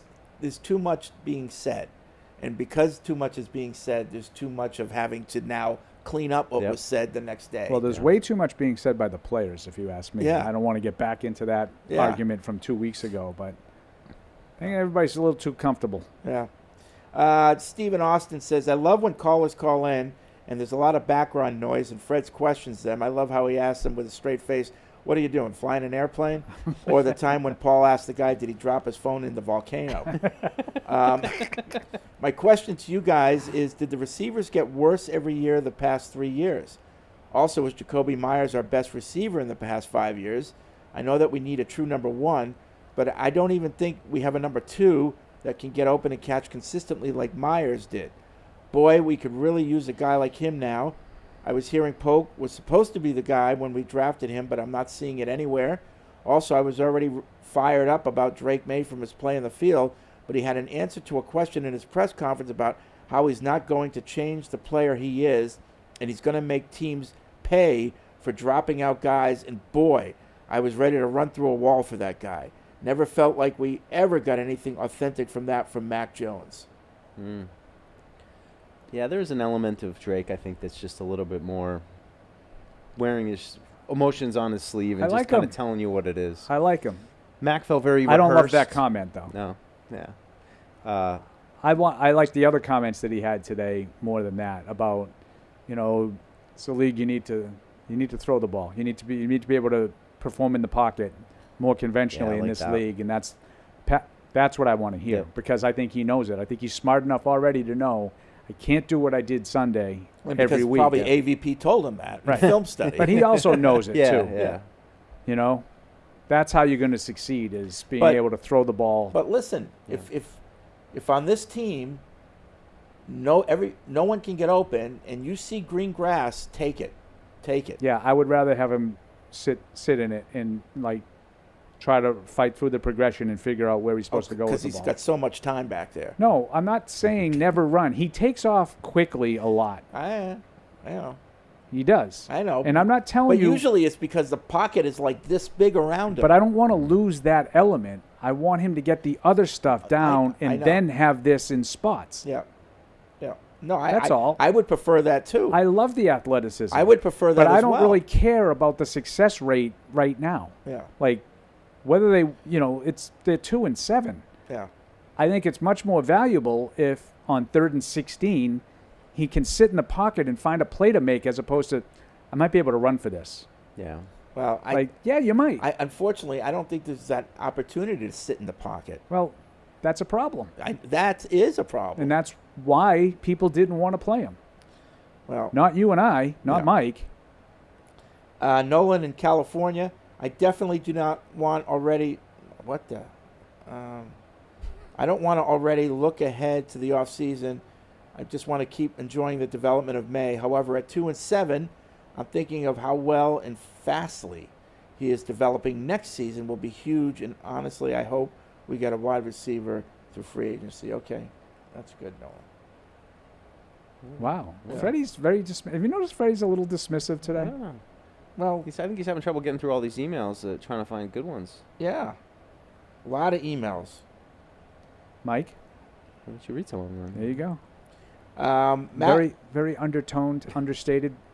Matt writes in, what do you think benefits the Patriots' future more? A, not winning any more games this year and flipping the number 1 pick next year into multiple number 1s and additional later round picks, or B, winning a few extra games this year and not getting any additional picks, but showing some growth and gaining some confidence. B. Yeah, B, for sure. I have a question for the, and I don't know the answer to this. Sometimes I'm not a lawyer, so I can ask a question I don't know the answer to. Okay. Get the number 1 overall pick, trade down. How are we getting multiple ones? That's why I kind of questioned that when I read it. Yeah. Now, you might be able to get them in future years. Right. Right? Yeah. But, I think there's this notion, you trade, somebody give you, 2 1s for your, in a 2, this year? First of all, they have to have 2 1s. And I don't know the answer. Yeah. I don't know the answer. Who has them? Yeah. I don't know. I don't see it this year with that. I don't want the number 1 overall pick. I think it's going to be hard to trade. I don't think there's a player that's that a team's going to be clamoring for to go get. And I'm not necessarily anti number 1 overall pick because I do think that the email is right. You probably should be able to get multiple, let's say, day 1/2 picks. You should be able to get another 2, another maybe a future 1, for sliding down a little bit. But if you're asking me what I'd rather have Mike Dussault theory of 1993. Let's show some progress here. Yeah. Let's find a way to win some games, and let's start establishing a winning culture. 100%. 100%. That's more valuable. Let's go to Florida. Toronto. I'm sorry. Aaron's there. Hey, everyone. Hey. I want to make an observation about Drake May and the offensive play calling backed up by a real stat. So anecdotally, though, I think Drake looks confident at the line of scrimmage when he's made audibles, and he seems to have the quote-unquote answers to the test. And the stat to back it up is he hasn't been called for a delay of game yet, and I don't think we've had to use a timeout to prevent being called for a delay of game. We've seen over the past couple of weeks the Jets and the Titans burn timeouts, and I think being called a couple times. So it's a nice kind of comparison to see there. I think it's another positive sign of Drake's comfort and optimism in his development. Thanks. I'll take it off the air. Okay. All right. Some observations from Aaron. You're being mean to me. Okay. But guess what? Evan has returned from practice. Evan has returned from practice. Yeah, Evan has returned from practice. What was the mood? Who wasn't there? What did he see? Oh, boy. Okay. Hi, Evan. Hello. A quick question before you get into all your observations. Yes, lots During of the game, when you were there live Yes. on Sunday, did you feel that last throw by May was affected by the wind in real time? He said this yesterday. Oh, did he? In real time, it didn't dawn on me in real time. Definitely saw it on film that it died a little bit. Okay. That's all I wanted to know. Yeah. Because in real time, that wasn't something that I was thinking about. No, I think the only thing that I thought of in real time was like he underthrew him, because that's not really. In real time, I was like, you didn't see that guy? I know. I really thought it was underthrown in real time, and I was like, I don't think I've ever seen him underthrow a ball. Like I would say both of those things are accurate. You know, like airmailing it, sure, underthrowing it. Okay. Anyways, more importantly, I digress. Who's there? So Patriots practice today in a very, very sunny, very, very warm day at practice, unseasonably mild, warm. It was pretty good attendance, but no Kyle Duggar still at Patriots practice, dealing with that ankle injury, kept him out the last couple of weeks, and a new absence, JaMychal Hasty, was not at Patriots practice today for reasons unknown. So those are your two absences. Everybody else was dressed and accounted for. Some stuff that we can discuss on the offensive line that had the media grousing. Grousing. Oh, do tell. Which we do like. More rotation? Some more rotation, and it looks like the guards are going to be moved around potentially. Now, I want to just preface this with, it's Wednesday. They try out new things all the time. We've seen some weird combinations at practice during our access to practice limited in the season, and then we get out there on Sunday, and it's not what we saw on Wednesday, Thursday, Friday. So let's not jump to any conclusions, but we did see Mike Onwenu at left guard and Layden Robinson at right guard for the brief time that we were out there. And left guard, Michael Jordan, I've written about it, everybody's written about it, has really kind of dropped off here. And between Robinson and and then hopefully you get Cole Strange back eventually too, the thought has crossed my mind of how safe is Michael Jordan's job in the starting lineup. Now, I did not have Michael Onwenu moving to the other side on my bingo card, but that's where we're at. You say media was grousing about this? A little bit. Okay. A little bit. He's never played left guard, Of Mike. all the media members, which media member is most likely to just say, all right, I've had enough, and walk out on the field and start yelling at the coaches? Barth. Oh, Who God. would do that? I don't would think it be Barth? I don't think anybody would do that. No? No. I don't think anybody would do that. But look, I have a couple people that think that they should do that. In mind, I'm staying away from that. But one of them wouldn't have been at practice, though. I definitely understand. Look, they changed up the offensive line last week, seemingly to get Layden Robinson in there. after 2 okay weeks, for the group, certainly the 2 best pass protecting weeks that the group has had all season long. Then they put it in a blender, and now you're taking your best offensive lineman and Onwenu, who's played tackle, he's played guard. Now he's going to potentially flip sides to the left side. There's just a lot of moving around for Mike Onwenu right now too, and I'm just, my thoughts on it. You just wonder how much he's on board with the fact that they just keep on moving him inside, outside, left, right. It's not exactly a comfortable way to live. Let's look at the Bears.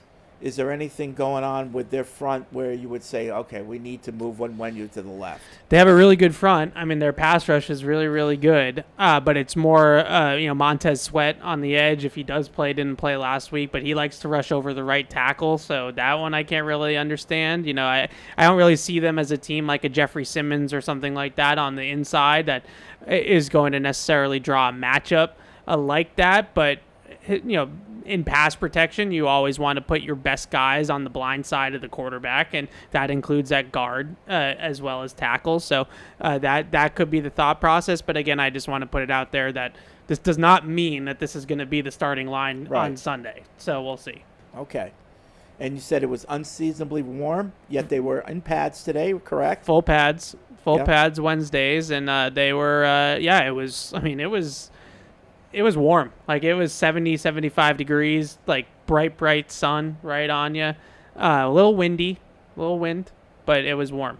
Okay. You said it was Robinson back on the right side? Robinson at right guard, who they seem to obviously have some sort of infatuation with. And we all went back and forth on it. And I understand that he's a young player, rookie that you like, that you're trying to develop and you're trying to see what you have. And as a 2-win football team, like, that's sort of the types of things you should be doing. But at the same time, he gets in there and he really, really struggles in pass protection, and you don't want to get Drake May killed. So it's a tightrope that you're walking by having him play so much, I would say, until he's ready. And I don't think we haven't seen him at left guard ever, have we? I mean, I remember him right guard, right tackle. So he played left guard in 2021. That's how because they had Shaq Mason still at right guard in 21 in Mac's rookie season. They tried Onwenu out at left guard, after they let Joe Thuney leave in free agency, and Ted Karras ended up replacing him in the starting lineup that year because he struggled at left guard, and then Karras came in, and that was the line: Karras, Andrews, Shaq Mason for the rest of the season, and that's kind of when they gelled and came together, when Onwenu went to the bench. So his one stint at left guard back in 21 did not go very well. Okay. Did you go to a new place today, Fred? It seems like it takes a little longer. Did you go off the beaten path? I think they tried a place called Pizza Time. Oh, yeah. Now that the media is back together, any Nashville stories from the media? No, none that I can share on the air, I don't think. Oh, but there are stories. There are always stories. Okay. There are always stories. All right. Oh, yeah. Who do you think is the media member most likely to get in trouble on the road? You're trying to get me in trouble right now is what you're trying to do. I mean, people like to know what our media contingent's like. Because a lot of people, they either read the Globe or the Herald, or they listen they don't know the whole scope of the media contingent. Everybody's very well behaved. I think, I would say, like, not even trying to avoid any. Like, I think it's a pretty straight-laced group. I don't think there's gotta go a lot Mike of Reese. Reese out there. It's a loose cannon. Right? He is. Reese, he's got this big music thing. He's always going to concerts, big and stuff, concert and goer, body surfing and all that. Such a thing about Mike Reese that maybe a lot of listeners don't know, that along with excellent Patriots coverage, he loves live music. Like no one you've ever seen before, except for maybe No Socks. Those two, they're like peas in a pod. Well, they go to a lot of them together. They do. Well, when we were in Vegas a couple summers ago, I remember we had dinner at that terrible place. Guy Fieri's. Oh yeah, No Socks loves. So we had like a big lunch, or we had a big dinner. Of course, tons of apps. But then we walked out. $30 hamburger. Random, like just a random little person playing, the band playing off to the side of the strip. Matt was like, "Can we go do this?" Right? Like, he was in. Like, he just loved it. He's like, "I just love it. I just love music." This was after he ordered 6 orders of the trash can nachos. One more order of trash can nachos. For and a Bud Light, because this one has a hole in it. Easy to drink, easy to enjoy. Bud Light, the official beer sponsor of the New England Patriots, and also Massachusetts, is made for everyone. For leaf peepers, corn maze strollers, regatta lovers, pumpkin pickers, and anyone else you can think of. Come to where there's something for everyone this fall. Massachusetts, where everything is made possible.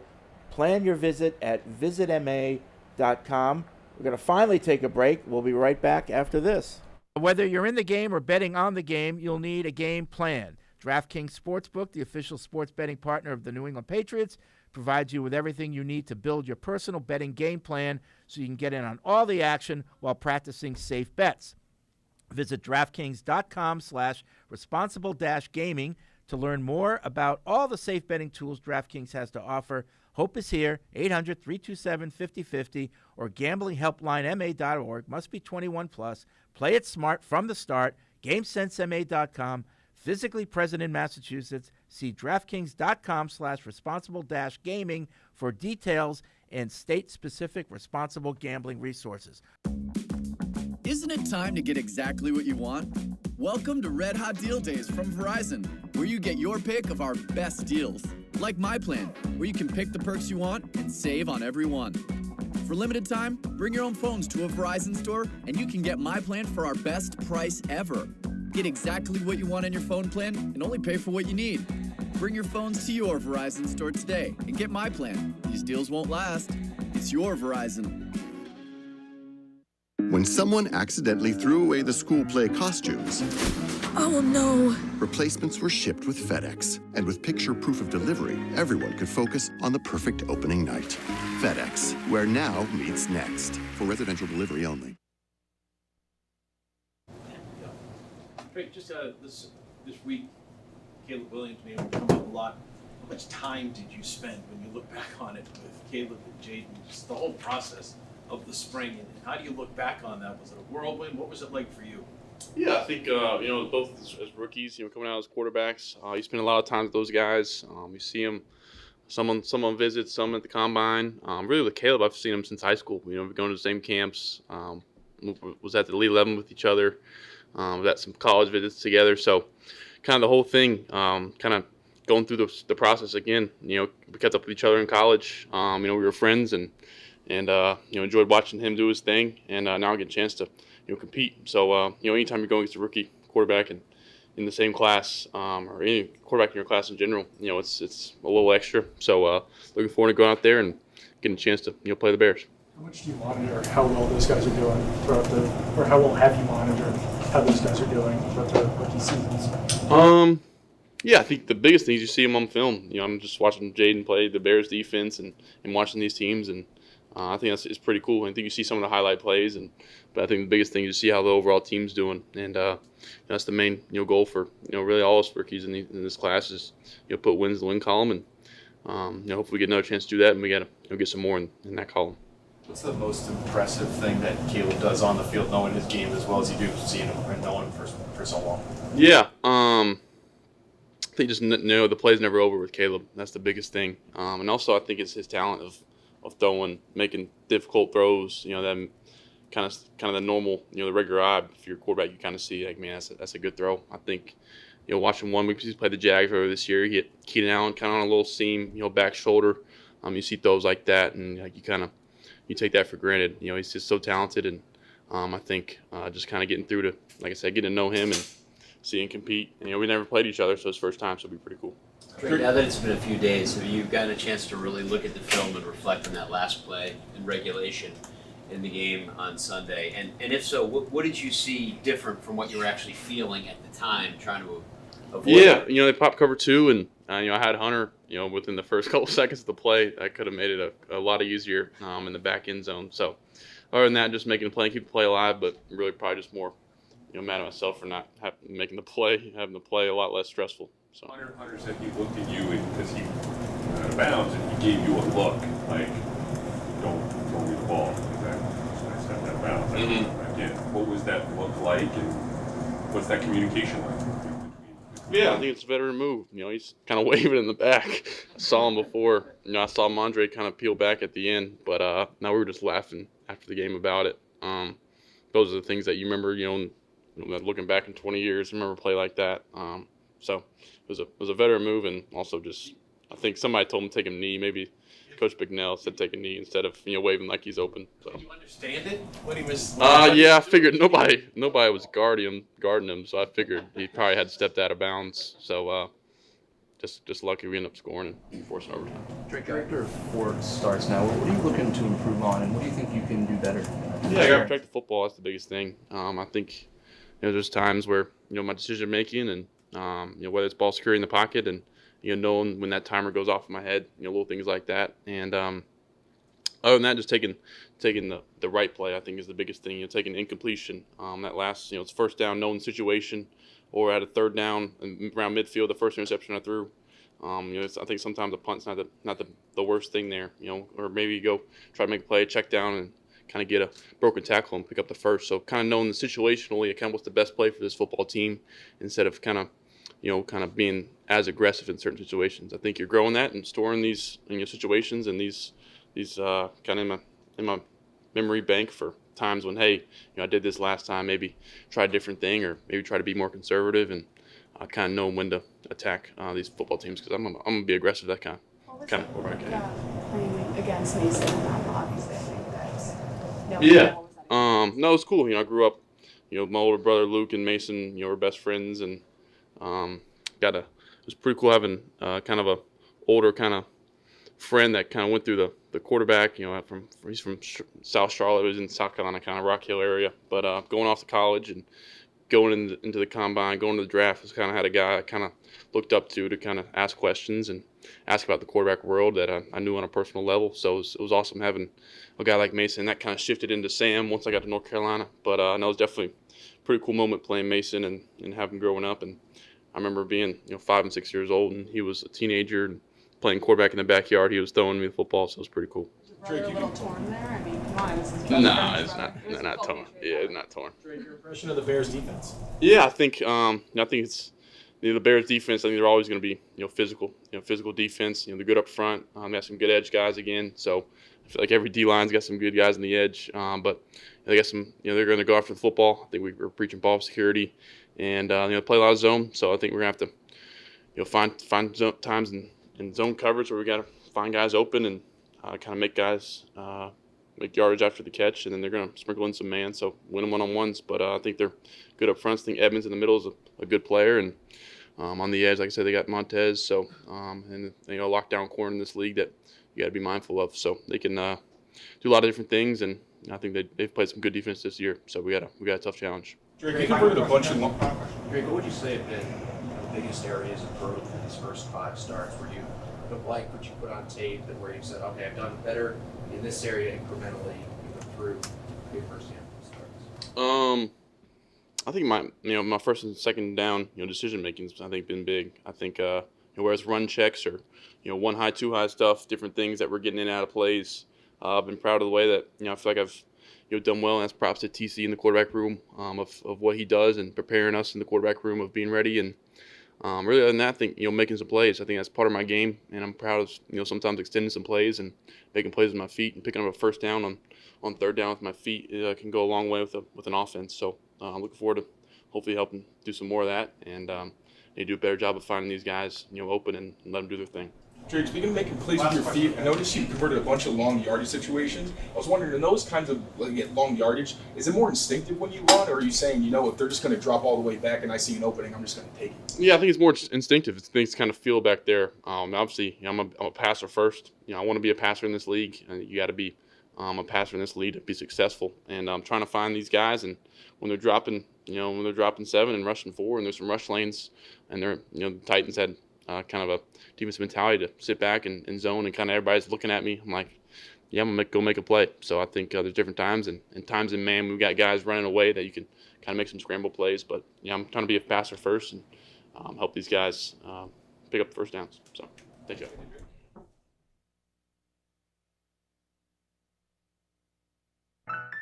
And now, great moments in history. How are we going to do this? Who's going to go first? Well, I have it Mike, Alex, Evan, Paul, Fred. Right. Mike, Alex, Evan, Paul, Fred. Clockwise okay. from Fred. So how's that? Okay. Clockwise from What's Fred. clockwise? Mike, This Alex, way, right? Evan, It Paul, goes the way of Fred. a clock. Yeah. That was a shot. I haven't. Have you never? I you use haven't my looked phone. at an Oh, you never analog done clock? clock? I don't know what that is. Boomer, what's a Hey, clock? hey, Boomer. I look at my phone. What's the Your minute clocks hands, are feng Boomer? shui in your apartment. Hey. That's another great moment from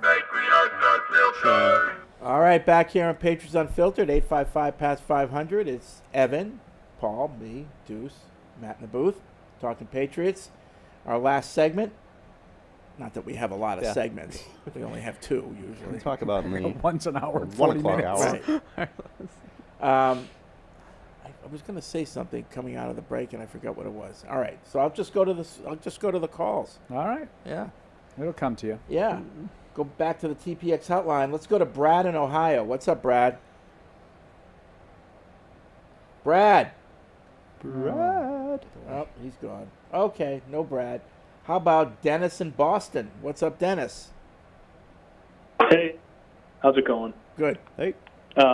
Good. Before I get to my main point, I have a comment for Paul. I got to tell you, Deuce, you're in on it a little bit too. I love the Seinfeld reference. I think they're a lot more common than people realize on the show. Had a good one today off air. Keep them up. Fred, Okay. Fred's a big Seinfeld guy. Yeah. Oh, Fred, good. That's true. I Yeah. have heard you say I that. discovered Seinfeld. He did. The guy. Yep. Seinfeld that you did. Oh, okay. Yep. All right.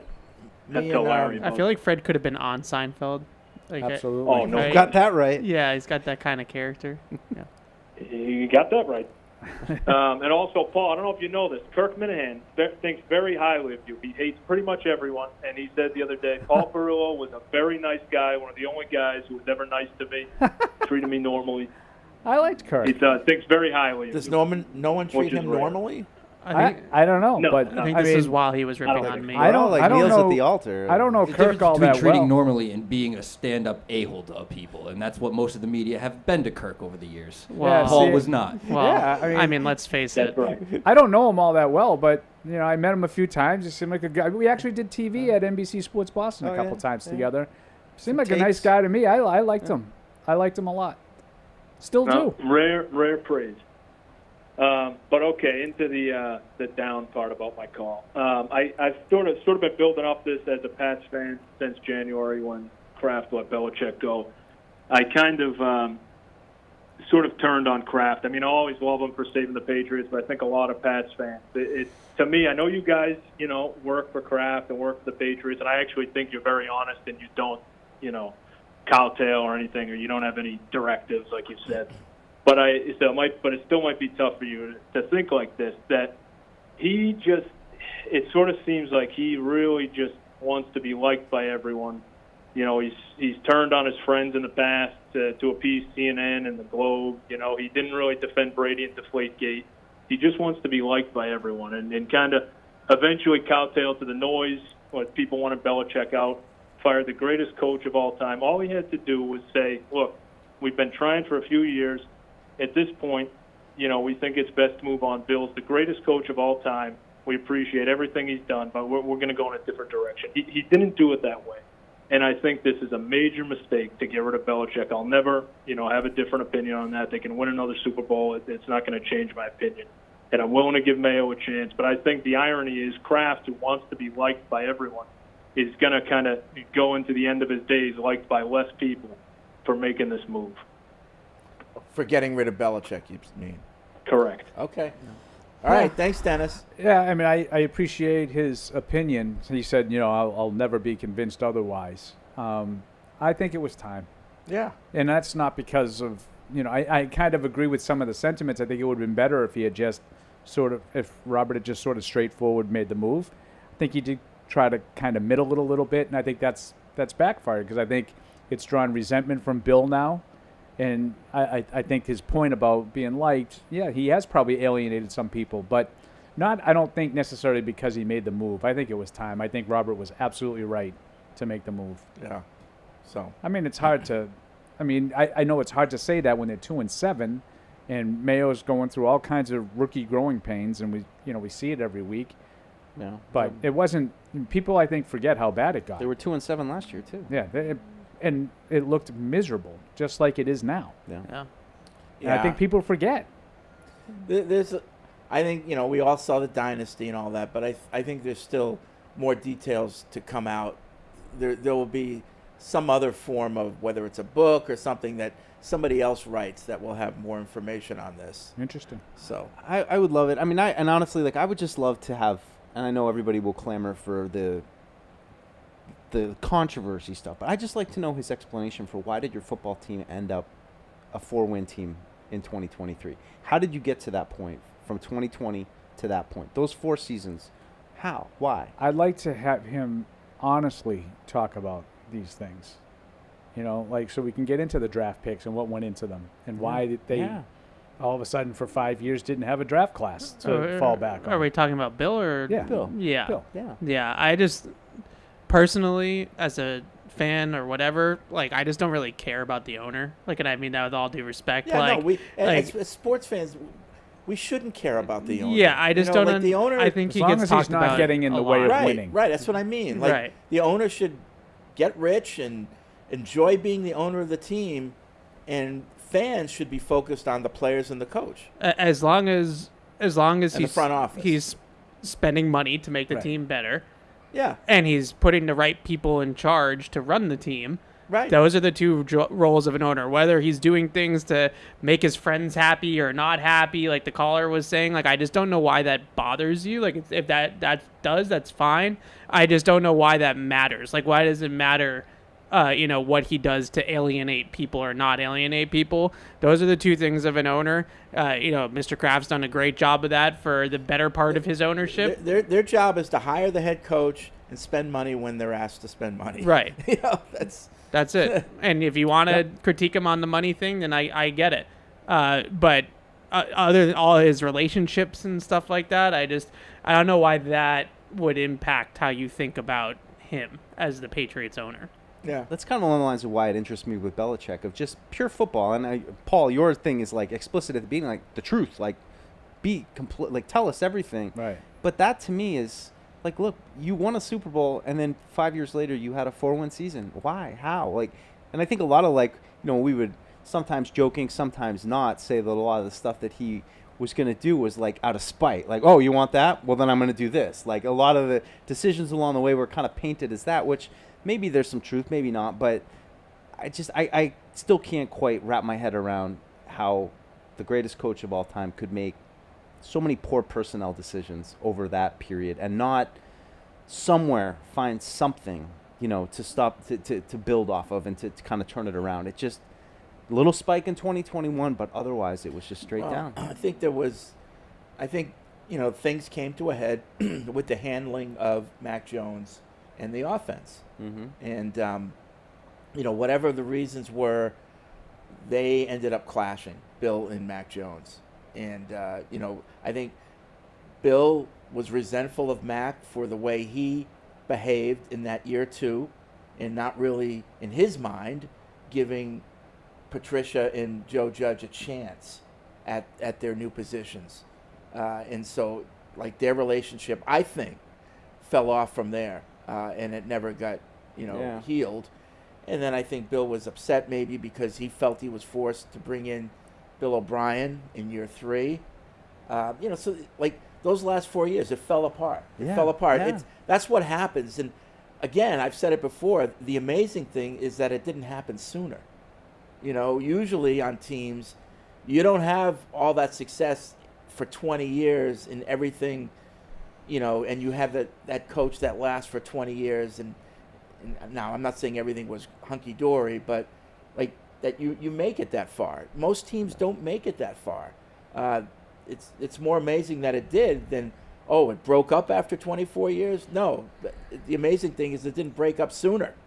I think one of the more like underrated, things that are untold stories, I guess, that we don't talk about enough is the amount of like brain drain that left the organization while all this was that happening. didn't help. Nick Caserio takes the Houston Texans job. Ernie Adams retires. Dante retires. Ivan Fears retires. All these guys from the Dynasty that were Bill's guys that were sort of developing these players on the coaching staff or picking the players. In Casario's case, like, they all left, and it kind of felt like, at least covering the team, that everything just then all of a sudden fell on Bill. Yeah. And it's like, he can't do everything, right? Like, he couldn't evaluate the draft, coach the team, Right, and all that all at once. And this is where I don't know the answer to, but did it have to fall on him? Was it his choice to Right. not bring in Yeah. maybe more high-priced or more experienced people to surround him? Like, did he not want that challenge to his authority? Or did he want to do it and he wasn't allowed to? I don't know the answer to that. Yeah, it just feels like those years with those drafts, like if you think about it, that Bill during the season is coaching the Patriots, and then he parachutes in for the draft come January and February, and then tries to take over the draft and start evaluating players. It's like, these teams have these scouting departments that are on the scene. This weekend at LSU, Alabama, like the Patriots will have scouts there, and every other team will have scouts there, and so on and so forth. And then you have the head coach who's also the GM, and all of a sudden he comes in and is like, I'm going to just cram film for the next couple of weeks and then, make my draft board out of that. I don't think that that's how good teams draft, how they build a board. Building a board starts the fall prior. Oh, yeah. Right? And I think if you have one guy doing all that kind of stuff, it felt like the details weren't there. Like they were spread a little bit too thin. Yeah. So, and little things like, what happens when Robert Kraft questions him on that? What kind of response does he get? Does he get respected and a straight answer, or does he get, and did that go on for 20 years?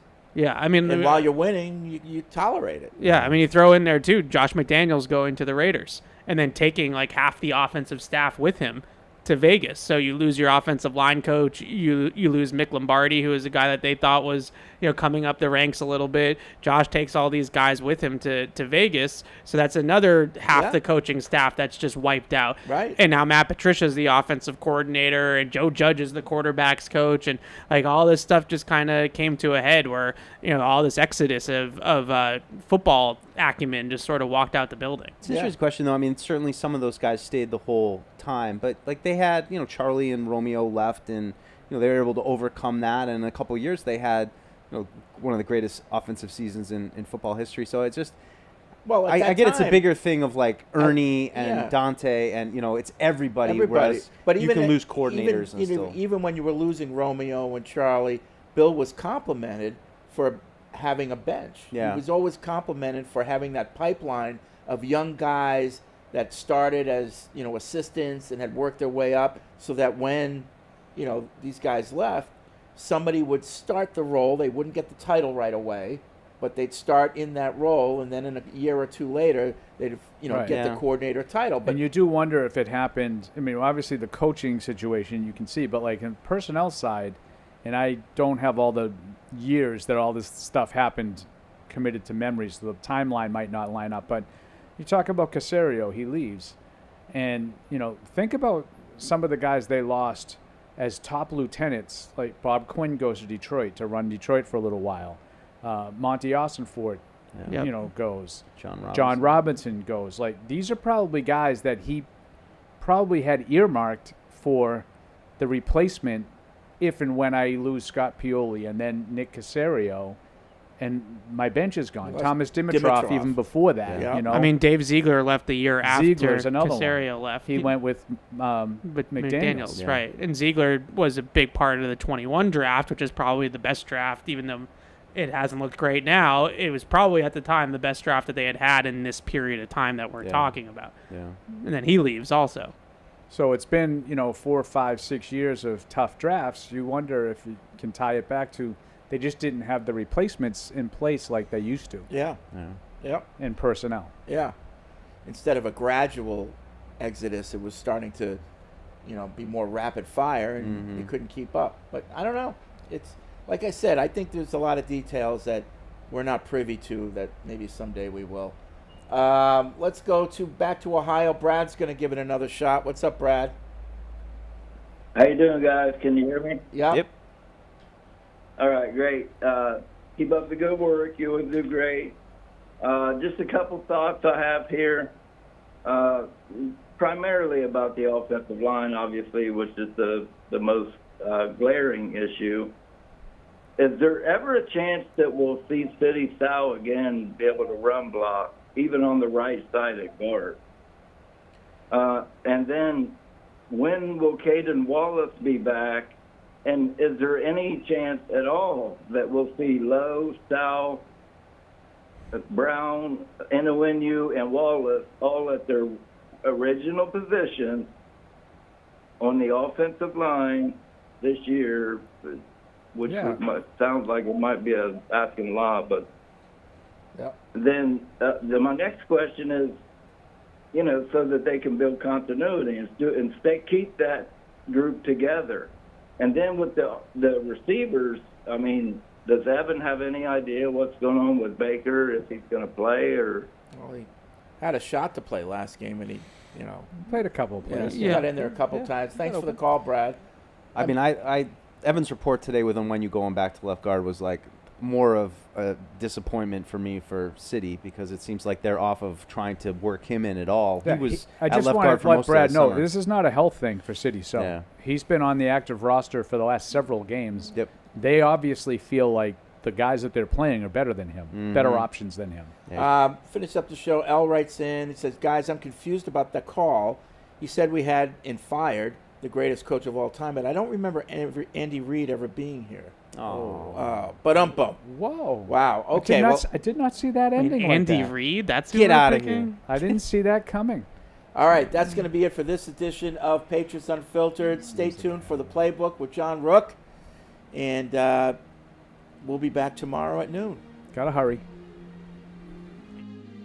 Thank you for downloading this podcast. Subscribe on Apple, Google Play, and everywhere else you listen. Like the show? Please rate and review us. Listener comments and ratings help keep us high in the podcast rankings so new listeners can find us. Be sure to check Patriots.com for more news and more podcasts. The world's original podcast.